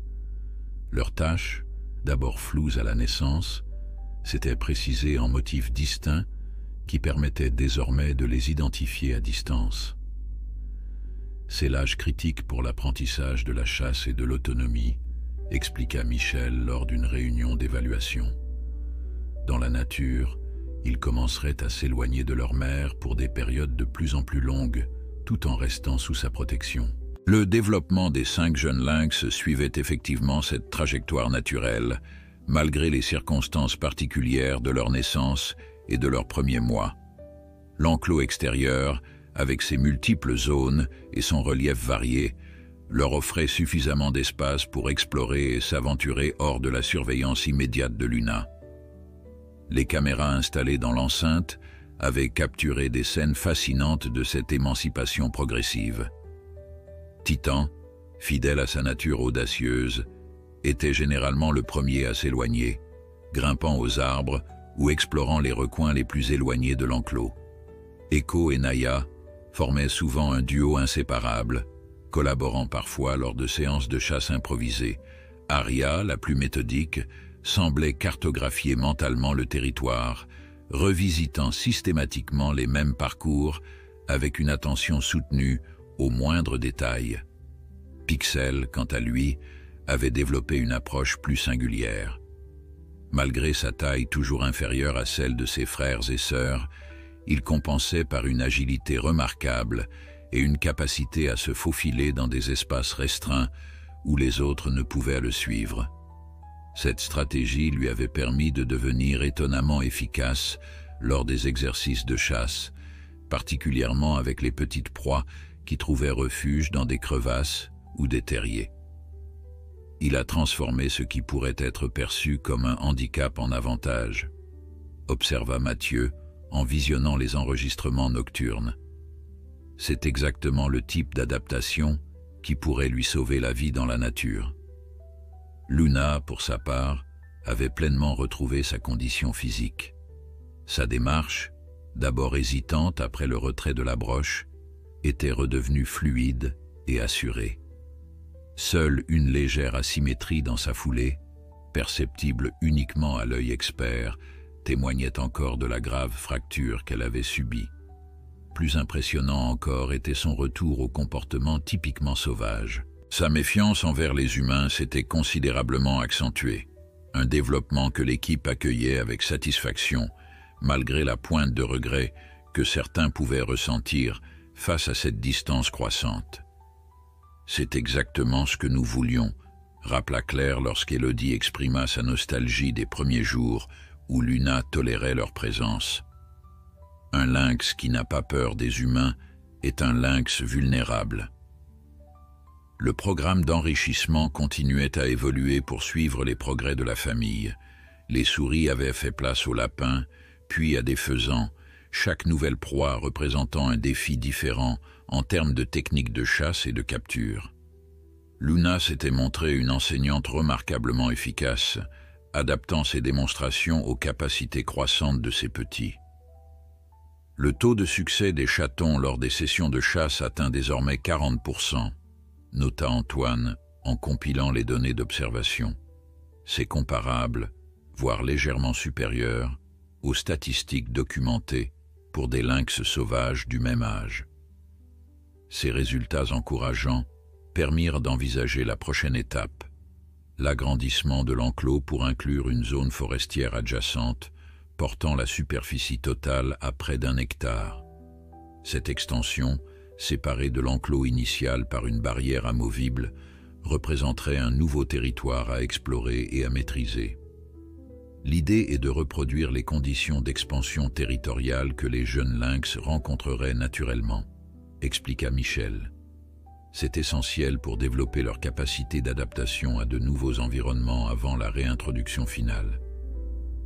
Les travaux d'aménagement de cette extension furent réalisés dans le plus grand secret, à l'abri des regards médiatiques qui continuaient de s'intéresser sporadiquement à l'histoire de Luna.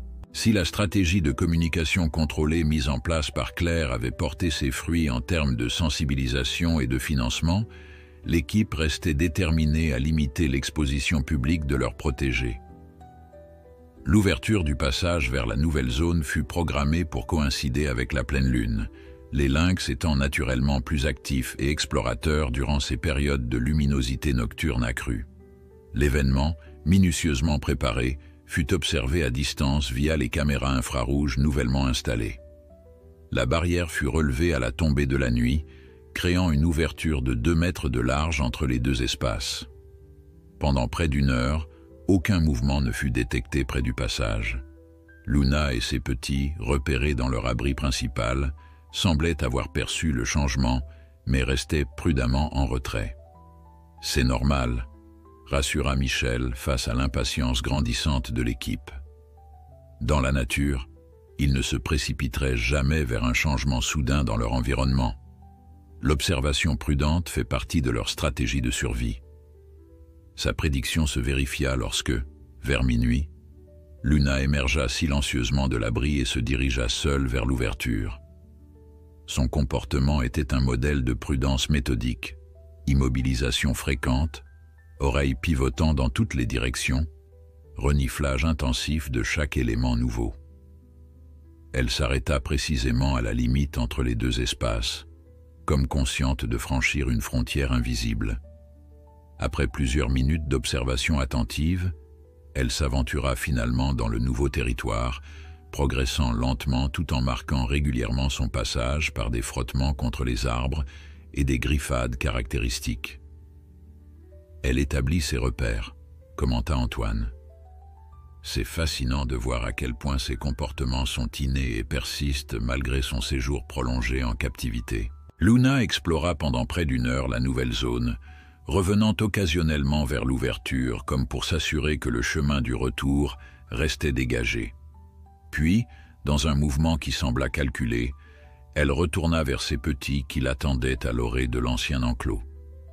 Ce qui suivit fut une nouvelle démonstration de la complexité de la communication féline.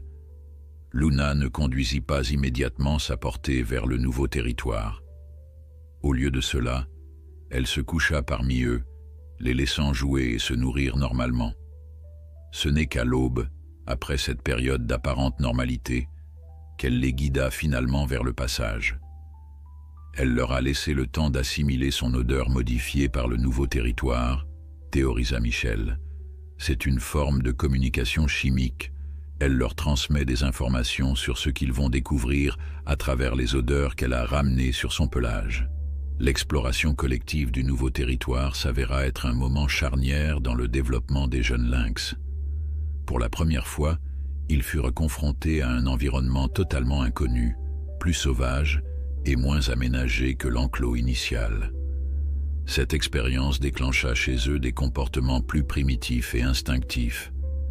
Titan et Echo prirent l'initiative de grimper aux arbres les plus hauts, établissant des points d'observation stratégiques. Naya et Arya se concentrèrent sur l'exploration au sol, particulièrement attirés par les nouvelles senteurs et les traces d'animaux sauvages qui, bien qu'absents de l'enclos, y avaient laissé leurs marques olfactives. Pixel, fidèle à sa singularité, découvrit rapidement un ruisseau naturel traversant la zone et démontra une fascination particulière pour l'eau et ses habitants, poissons minuscules et amphibiens.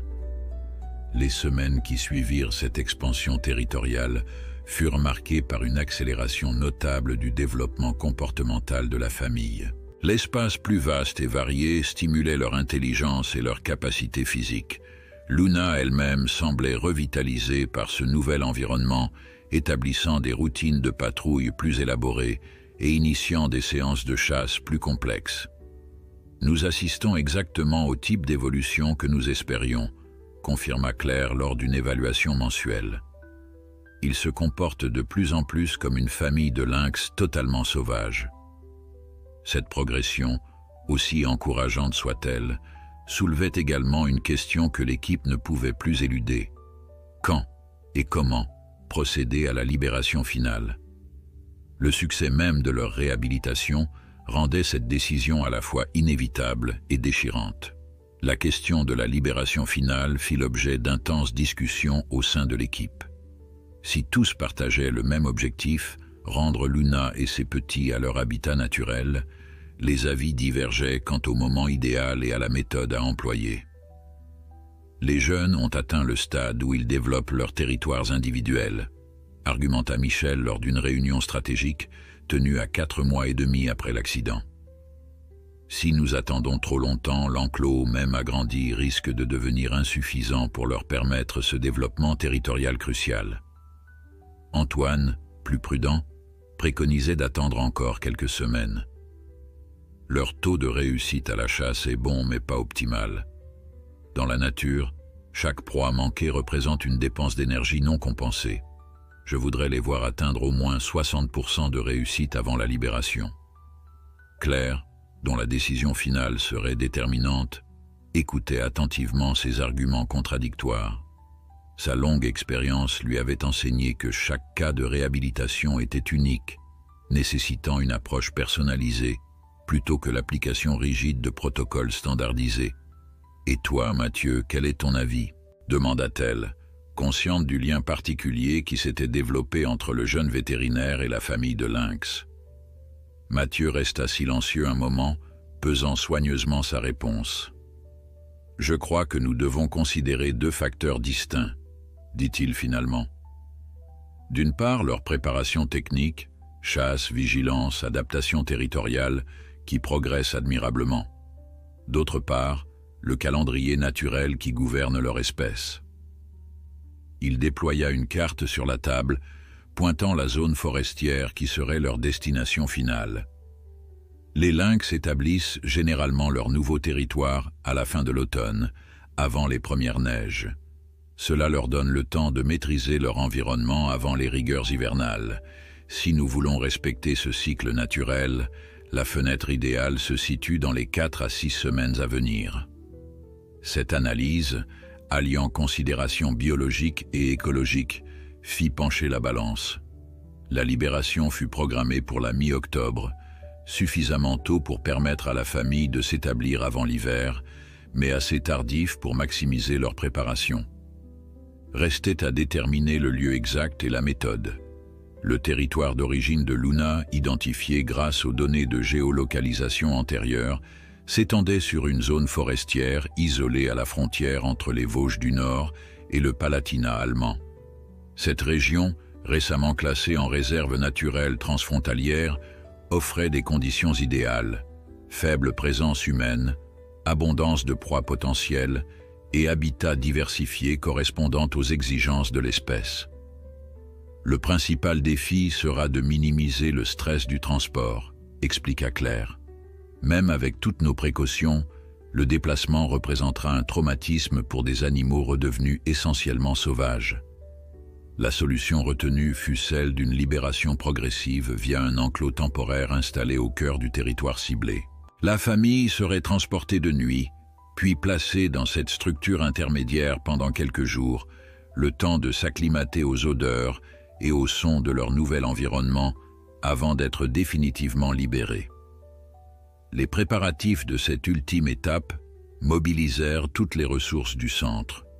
Des cages de transport spéciales furent conçues pour minimiser le stress, avec des compartiments individuels permettant à chaque lynx de voyager séparément tout en maintenant un contact olfactif avec les autres membres de la famille. Le véhicule de transport fut modifié pour assurer une stabilité maximale et une réduction des vibrations et du bruit. Parallèlement, l'enclos temporaire de prélibération était construit sur site par une équipe franco-allemande de gardes forestiers, travaillant discrètement pour éviter d'attirer l'attention médiatique. Cette structure, plus rustique que les installations du centre mais parfaitement adaptée à son objectif transitoire, s'intégrait harmonieusement dans le paysage forestier. À mesure que la date approchait, une atmosphère particulière s'installa au centre de réhabilitation. L'excitation professionnelle face à l'aboutissement d'un programme exceptionnel se mêlait à une mélancolie non avouée à l'idée de voir partir ces animaux qui avaient occupé une place si importante dans leur quotidien. C'est toujours ainsi, confia Claire à Mathieu qu'elle avait surpris en train d'observer longuement Luna et ses petits un soir. On sait depuis le premier jour que l'objectif est de les voir partir, et pourtant, quand le moment arrive, je me demande s'ils se souviendront, murmura Mathieu. Pas de nous, bien sûr, mais de leur temps ici. Si cela aura une influence sur leur comportement futur. Claire sourit avec compréhension. Les animaux sauvages vivent dans le présent, Mathieu. C'est à la fois leur force et leur beauté. Dès qu'ils seront libres, leur instinct prendra complètement le dessus. Et c'est exactement ce que nous voulons. La dernière semaine avant le transfert fut consacrée aux ultimes préparatifs. Chaque lynx fut soumis à un examen vétérinaire complet, confirmant leur excellente condition physique. Des micropuces électroniques de dernière génération furent implantées sous leur peau, permettant un suivi à distance sans nécessité de collier qui aurait pu entraver leurs mouvements ou alerter d'éventuels prédateurs. Luna, instinctivement méfiante face à ces manipulations inhabituelles, manifesta une nervosité croissante qui se transmit rapidement à ses petits. L'équipe dut redoubler de précautions pour maintenir un environnement aussi calme que possible. « Elle sent que quelque chose se prépare », remarqua Élodie. Son comportement territorial s'est intensifié ces derniers jours. Plus de marquage, plus de patrouilles. C'est comme si elle essayait de renforcer son emprise sur cet espace qu'elle perçoit comme sécurisé.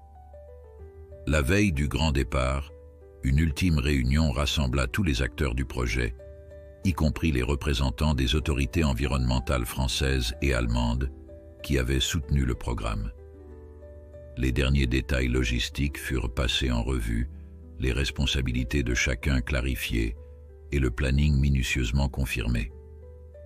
Michel présenta les données les plus récentes concernant la zone de libération. Les derniers relevés sont parfaits.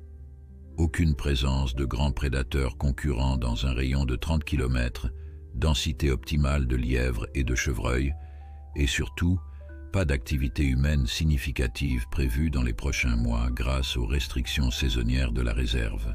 Antoine exposa le protocole de suivi post-libération. Les micropuces permettraient de localiser approximativement les lynx sans les perturber, tandis qu'un réseau de pièges photographiques documenterait discrètement leur adaptation et leur déplacement. L'objectif n'est pas de les surveiller en permanence, précisa-t-il, mais de confirmer leur succès d'intégration tout en recueillant des données précieuses pour la conservation de l'espèce. La nuit tomba sur ces derniers préparatifs, enveloppant le centre d'une tranquillité trompeuse. Dans leurs quartiers extérieurs, Luna et ses petits poursuivaient leur vie nocturne habituelle, ignorant du bouleversement imminent qui les attendait. Mathieu, incapable de trouver le sommeil, s'était porté volontaire pour le dernier tour de surveillance. Assis dans l'obscurité du poste d'observation, il contemplait la famille à travers l'écran infrarouge. Luna, allongée sur un promontoire rocheux, surveillait ses petits qui s'exerçaient à des techniques de chasse sur les derniers insectes nocturnes de la saison. Pixel, toujours le plus petit mais désormais presque aussi agile que ses frères et sœurs, excellait particulièrement dans ses exercices de précision. Sa petite taille lui permettait des mouvements plus rapides, des virages plus serrés que les autres ne pouvaient exécuter. Il avait développé un style de chasse unique, compensant sa moindre puissance par une technique impeccable. « Tu vas t'en sortir », murmura Mathieu en observant le jeune lynx capturer avec une précision chirurgicale un papillon de nuit. « Vous allez tous vous en sortir. » À l'aube, l'équipe se mit en mouvement avec une efficacité silencieuse, fruit de semaines de préparation. Les cages de transport, préalablement imprégnées d'odeurs familières, furent positionnées stratégiquement au point d'accès de l'enclos. Un léger sédatif fut administré à distance via des fléchettes spéciales, suffisamment dosées pour apaiser les lynx sans les plonger dans une inconscience totale qui aurait pu les désorienter. Luna fut la première à succomber à la légère somnolence induite par le tranquillisant. Mathieu et Antoine procédèrent immédiatement à son transfert vers la cage de transport principale, manipulant son corps détendu avec d'infinies précautions. Respiration stable, rythme cardiaque normal, confirma Antoine en vérifiant rapidement ses constantes vitales avant de refermer la cage. Les 5 jeunes lynx, moins méfiants que leur mère, furent plus faciles à capturer et à installer dans leurs compartiments respectifs. En moins d'1 heure, la famille entière était prête pour le voyage qui les ramènerait à leur destin sauvage. Le convoi quitta le centre de réhabilitation avant le lever du soleil, profitant de la fraîcheur matinale et de la circulation réduite. 2 véhicules tout-terrain spécialement aménagés transportaient la famille de lynx et l'équipement nécessaire à leur installation temporaire. Un 3e véhicule, plus discret, assurait la sécurité du convoi et la liaison avec les autorités locales. Claire avait insisté pour limiter le nombre de participants à cette dernière étape. Seuls Mathieu, Antoine et elle-même accompagnaient les lynx, tandis qu'Élodie restait au centre pour coordonner les communications. Michel les attendrait directement sur le site de libération où il préparait les derniers détails avec les gardes forestiers allemands. Le trajet de près de 150 km à travers les routes sinueuses des Vosges s'effectua dans un silence presque religieux, chacun absorbé dans ses pensées et attentif aux moindres signes de stress chez leurs précieux passagers. Des moniteurs discrets, reliés à des capteurs placés dans les cages, permettaient de surveiller en permanence les constantes vitales des félins. « Tout est stable », murmura Antoine après 1 heure de route. « La sédation légère fonctionne parfaitement. Ils sont calmes, mais conscients. » Mathieu, qui conduisait le véhicule principal avec une concentration extrême, évitant soigneusement chaque nid de poule, chaque virage trop serré, acquiesça sans quitter la route des yeux. Combien de temps encore avant l'arrivée? Environ 2 heures si nous maintenons cette allure, répondit Claire en consultant la carte numérique. Nous traverserons la frontière allemande dans 40 minutes. Tout est coordonné avec les autorités pour un passage sans arrêt. Le paysage défilait lentement, la forêt dense des Vosges du Nord cédant progressivement la place au relief plus vallonné du Palatinat. Cette continuité écologique, préservée grâce aux efforts conjoints des 2 pays, constituait l'un des derniers grands corridors sauvages d'Europe occidentale, un sanctuaire idéal pour des espèces comme le lynx, nécessitant de vastes territoires non fragmentés. Comme prévu, le passage frontalier s'effectua sans encombre, un simple contrôle des documents spéciaux préparés à l'avance permettant au convoi de poursuivre sa route sans perturber les félins. Une escorte discrète de la police forestière allemande les attendait pour les guider vers les derniers kilomètres de chemins forestiers non cartographiés qui menaient au site de libération. « Nous y sommes presque », annonça Claire, alors que les véhicules s'engageaient sur une piste à peine visible, serpentant entre les hautes futaies d'une forêt centenaire. « À partir de maintenant, silence radio complet, nous communiquons uniquement par signes. » Cette précaution, qui pouvait sembler excessive, reflétait leur détermination à minimiser tout impact humain sur les dernières heures de captivité des lynx. Même les plus infimes perturbations, une voix trop forte, un mouvement brusque, une odeur inhabituelle, pouvaient créer des associations négatives qui persisteraient après leur libération.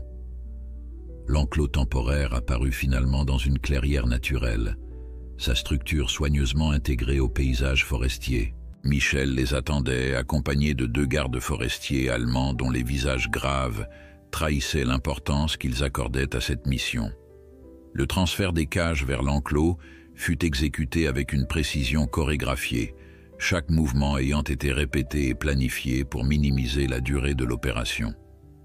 Les caisses furent positionnées côte à côte face aux portes coulissantes qui permettraient aux lynx d'entrer dans l'enclos à leur propre rythme, sans intervention humaine directe. Le mécanisme d'ouverture différée est en place, confirma Michel en vérifiant une dernière fois le système qui libérerait automatiquement les portes des cages 1 heure après le départ de l'équipe. Les caméras infrarouges sont fonctionnelles et transmettent en direct vers le poste de surveillance. Ce poste, situé à plus de 500 mètres de l'enclos et soigneusement camouflé, permettrait d'observer les premiers moments d'acclimatation sans perturber les félins. Une cabane rudimentaire équipée de matériel de communication par satellite servirait de base temporaire à l'équipe pendant les 3 jours prévus avant la libération définitive. « Il est temps pour nous de nous retirer », décida Claire après une ultime vérification. « L'effet des sédatifs va bientôt se dissiper. Nous devons être loin quand ils reprendront pleinement conscience. » Un dernier regard vers les cages où Luna et ses 5 petits commençaient à montrer des signes de réveil, puis l'équipe se retira silencieusement, empruntant un sentier détourné pour rejoindre le poste d'observation, sans laisser de traces olfactives directes entre l'enclos et leur retraite. L'heure qui suivit fut vécue dans une tension palpable. Regroupés autour de l'écran qui retransmettait les images des caméras, ils attendaient le moment crucial de l'ouverture des cages. Le mécanisme s'activa avec une précision parfaite, les 6 portes coulissant simultanément dans un silence remarquable. Rien ne se produisit pendant de longues minutes. Puis, lentement, la tête de Luna émergea de sa cage, ses oreilles pivotant dans toutes les directions pour analyser ce nouvel environnement. Ses yeux dorés scrutaient chaque détail de l'enclos, chaque ombre, chaque mouvement des feuilles agitées par la brise légère. Avec une prudence calculée, elle s'avança finalement dans l'espace ouvert, son corps tendu prêt à bondir au moindre signe de danger. Après quelques pas hésitants, elle sembla s'apaiser légèrement, reconnaissant probablement des odeurs familières, des branches et des feuillages de l'enclos du centre avaient été délibérément transférés ici pour faciliter cette transition. Elle accepte l'environnement, chuchota Michel, comme si la lynx pouvait l'entendre à travers la distance et la technologie. Regardez sa posture qui se détend progressivement. Les jeunes lynx, fidèles à leur personnalité distincte, réagirent différemment à cette nouvelle situation. Titan fut le premier à suivre sa mère, manifestant sa confiance habituelle. Naya et Echo émergèrent ensemble, restant près de l'entrée de leur cage, comme pour se ménager une retraite possible. Aria observa longuement avant de s'aventurer avec une délicatesse calculée. Pixel, contre toute attente, bondit soudainement de sa cage et se précipita vers un tronc d'arbre renversé, qu'il escalada avec une agilité impressionnante, établissant immédiatement un poste d'observation en hauteur. Ils se comportent exactement comme des lynx sauvages, confrontés à un nouveau territoire, commenta Antoine avec satisfaction. Aucun signe de comportement anormal ou conditionné par la captivité. Les heures suivantes confirmèrent cette première impression positive. La famille explora méthodiquement l'enclos, marquant progressivement les points stratégiques et établissant rapidement une hiérarchie spatiale. Luna choisit une zone abritée sous un surplomb rocheux comme espace de repos principal, tandis que les jeunes se répartissaient, le territoire restant selon leurs préférences individuelles. Le second jour dans l'enclos temporaire fut consacré à l'observation des comportements de chasse. Des proies vivantes, principalement des lapins, avaient été introduites dans l'espace avant l'arrivée des lynx. La façon dont la famille détecterait et capturerait ces animaux constituerait un indicateur crucial de leur capacité à subvenir à leurs besoins une fois libérés. « Regardez Luna », murmura Claire en pointant l'écran où la mère lynx venait de se figer, tous ses sens manifestement focalisés sur un mouvement dans les broussailles. Sa technique est parfaite. La séquence de chasse qui s'ensuivit aurait pu figurer dans un documentaire sur les prédateurs sauvages. L'approche silencieuse, l'immobilité patiente, puis l'explosion de vitesse et de précision qui se solda par une capture nette. Plus impressionnant encore fut de voir les jeunes lynx reproduire ces comportements avec une efficacité variable, mais prometteuse. Titan privilégie la puissance à la discrétion, observa Michel en notant les techniques distinctes de chaque jeune. Il compensera avec l'expérience. Pixel, en revanche, mise tout sur l'effet de surprise et la précision, une adaptation intelligente à sa taille plus modeste. Le troisième jour marqua la décision finale. Après une analyse approfondie des données comportementales recueillies et une dernière évaluation des conditions météorologiques, l'équipe confirma unanimement que la famille était prête pour la libération définitive. Les prévisions annoncent une semaine de temps stable, nota Claire, conditions idéales pour leur permettre d'explorer leur nouveau territoire sans stress supplémentaire. Le mécanisme d'ouverture de l'enclos fut programmé pour s'activer au crépuscule, moment d'activité naturelle maximale pour les lynx. Cette fois, l'équipe ne serait pas présente, même à distance.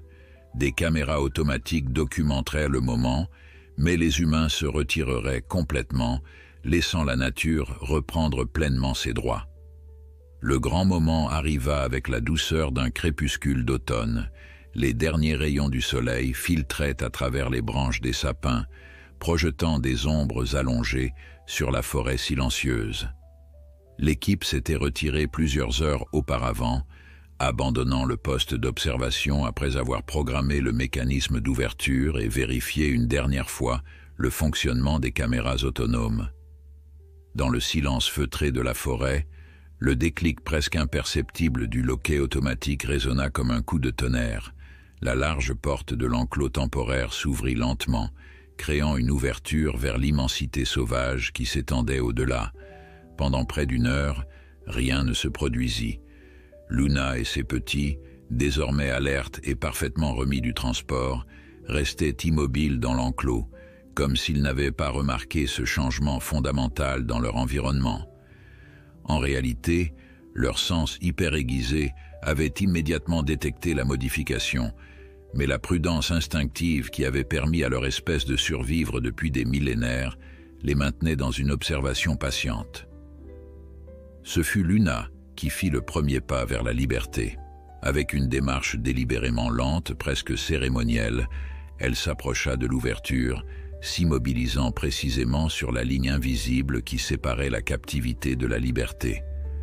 Ses narines frémissaient, captant les innombrables odeurs de la forêt, l'humus riche, l'écorce des arbres centenaires, la trace olfactive d'un chevreuil passé là quelques heures plus tôt. Puis, dans un mouvement d'une fluidité parfaite, elle franchit la frontière, ses pattes touchant pour la première fois le sol véritablement sauvage. Elle s'arrêta après quelques mètres, se retournant vers ses petits restés dans l'enclos. Son regard doré semblait leur communiquer un message silencieux, une invitation ou peut-être une instruction. Les jeunes lynx répondirent chacun à leur manière. Titan, fidèle à son caractère, fut le premier à suivre sa mère, franchissant la limite d'un bond puissant, comme pour affirmer sa place dans ce nouveau monde. Naya et Echo suivirent ensemble, leur synchronisation habituelle intacte même dans ce moment décisif. Arya, toujours méthodique, prit son temps, explorant d'abord minutieusement le seuil avant de se décider à le traverser. Pixel, le plus petit mais peut-être le plus déterminé, fut étonnamment le dernier à quitter l'enclos. Non par peur, mais plutôt par une curiosité insatiable qui le poussa à inspecter une dernière fois chaque recoin de cet espace qui avait été leur transition vers la liberté. Quand il rejoignit finalement sa famille, ce fut avec une assurance tranquille, comme s'il avait toujours su que ce moment viendrait. Réunis au-delà de la barrière, les 6 lynx s'enfoncèrent lentement dans la forêt, leurs silhouettes tachetées, se fondant progressivement dans l'obscurité grandissante jusqu'à disparaître complètement. La dernière image captée par les caméras fut celle de Luna, se retournant brièvement vers l'enclos, ses yeux reflétant la dernière lueur du jour, un regard impossible à interpréter mais qui sembla, à ceux qui visionneraient plus tard l'enregistrement, contenir une forme de reconnaissance. Les jours qui suivirent cette libération furent marqués par une attente nerveuse au centre de réhabilitation. Bien que l'équipe ait fait tout son possible pour préparer Luna et ses petits à la vie sauvage, l'incertitude demeurait quant à leur capacité d'adaptation immédiate. Le réseau de pièges photographiques installé dans un rayon de plusieurs kilomètres autour du site de libération constituait leur seul lien avec la famille désormais rendue à son état naturel. La première confirmation de leur succès vint une semaine après la libération. Une photo nocturne en noir et blanc montrait Luna transportant un lièvre fraîchement capturé. L'image, bien que techniquement imparfaite, déclencha une vague d'euphorie parmi l'équipe rassemblée dans le bureau de Claire. « Elle chasse avec succès », confirma Michel en analysant l'image, et à en juger par la taille de la proie, elle ne chasse pas seulement pour elle-même. Cette première preuve fut bientôt suivie par d'autres, des images des jeunes lynx explorant leur nouveau territoire, des traces de marquage territorial identifiées par les gardes forestiers, et même une brève séquence vidéo capturant Pixel en train de démontrer ses talents de grimpeur exceptionnels sur un être centenaire. Au fil des semaines, les données recueillies permirent de cartographier les déplacements de la famille. Comme prévu, ils s'étaient initialement maintenus dans un rayon relativement proche du site de libération, explorant méthodiquement leur environnement tout en établissant des points de repère et des zones de refuge. Ils suivent exactement le schéma d'expansion territoriale que nous espérions, expliqua Michel lors d'une réunion de suivi 2 mois après la libération. Luna a établi un territoire central d'environ 20 km², et les jeunes commencent à effectuer des explorations périphériques de plus en plus longues. Ces explorations marquaient le début de l'inévitable processus de séparation. À presque 6 mois, les jeunes lynx approchaient de l'âge où, dans la nature, ils commenceraient à s'émanciper pour établir leur propre territoire. Les données de suivi confirmèrent cette évolution naturelle. Titan fut le premier à s'éloigner significativement, établissant une zone d'activité distincte à quelques kilomètres au nord du territoire maternel. Les autres suivirent progressivement, chacun à son rythme et selon sa personnalité. C'est fascinant de voir comment leurs caractères individuels influencent leurs choix territoriaux, observa Antoine en étudiant les cartes de répartition.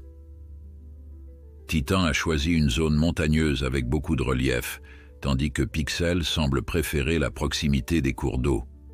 Leurs différences physiques se traduisent directement en adaptations écologiques. Le printemps suivant apporta la nouvelle que tous espéraient secrètement mais n'osaient exprimer. Les caméras avaient capturé des images de Luna accompagnées d'un mâle adulte.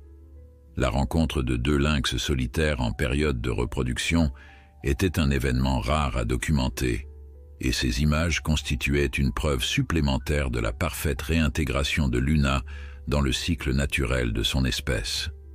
« La boucle est bouclée », murmura Claire, visiblement émue en contemplant les clichés. De victime d'accidents à fondatrice potentielle d'une nouvelle génération.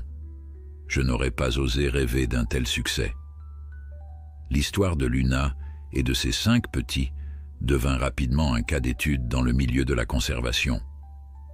Les données scientifiques recueillies tout au long de leur réhabilitation et après leur libération furent analysées, publiées et partagées, contribuant significativement à la compréhension de cette espèce discrète et à l'amélioration des protocoles de réintroduction.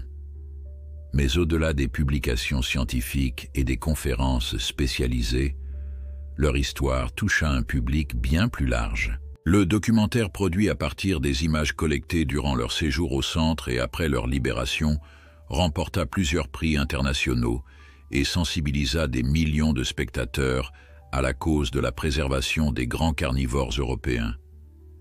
Cette notoriété inattendue apporta un soutien crucial au centre de réhabilitation qui put développer ses installations et étendre ses programmes de conservation à d'autres espèces menacées.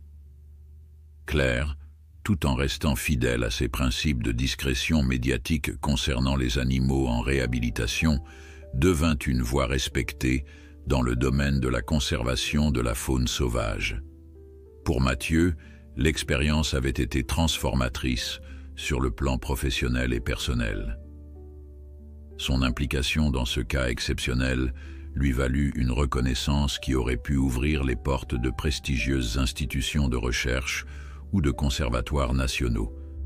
Pourtant, il choisit de rester au centre, consacrant son expertise aux cas quotidiens moins spectaculaires mais tout aussi importants. « Luna m'a appris que chaque vie compte », expliqua-t-il un jour à un groupe d'étudiants vétérinaires venus visiter le centre. Que ce soit un lynx roux, un hérisson ou une chouette blessée, chaque animal que nous soignons représente un maillon essentiel dans l'équilibre fragile de nos écosystèmes. 3 ans après la libération, lors d'une mission de terrain pour vérifier les pièges photographiques, Mathieu eut une expérience qu'il n'oublierait jamais. En traversant une zone particulièrement dense de la forêt, il s'arrêta instinctivement, percevant une présence qu'il ne pouvait ni voir ni entendre. Levant lentement les yeux vers la canopée, il aperçut une silhouette féline perchée sur une branche à plusieurs mètres de hauteur. Un lynx de taille modeste mais parfaitement proportionnée l'observait avec une curiosité non mêlée de crainte, une attitude inhabituelle pour un félin sauvage normalement si discret.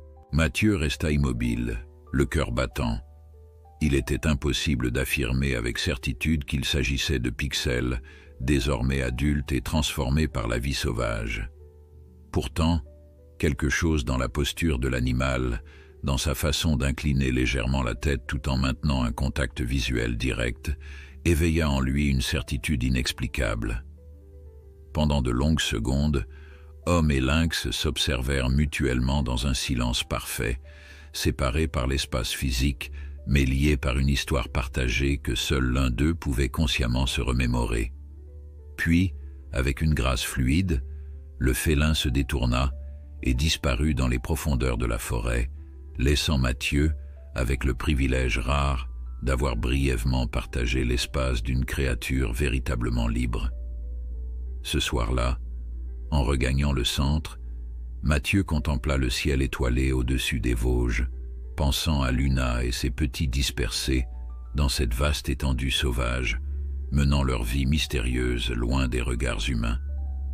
Leur histoire avait commencé dans la tragédie d'une nuit pluvieuse, sur une route départementale, mais s'était transformée en un témoignage puissant de ce que la compassion humaine, guidée par le respect des lois naturelles, pouvait accomplir. Quelque part dans l'obscurité de la forêt, 6 paires d'yeux dorés brillaient dans la nuit, chassant, explorant, vivant, pleinement sauvages, et exactement là où ils devaient être.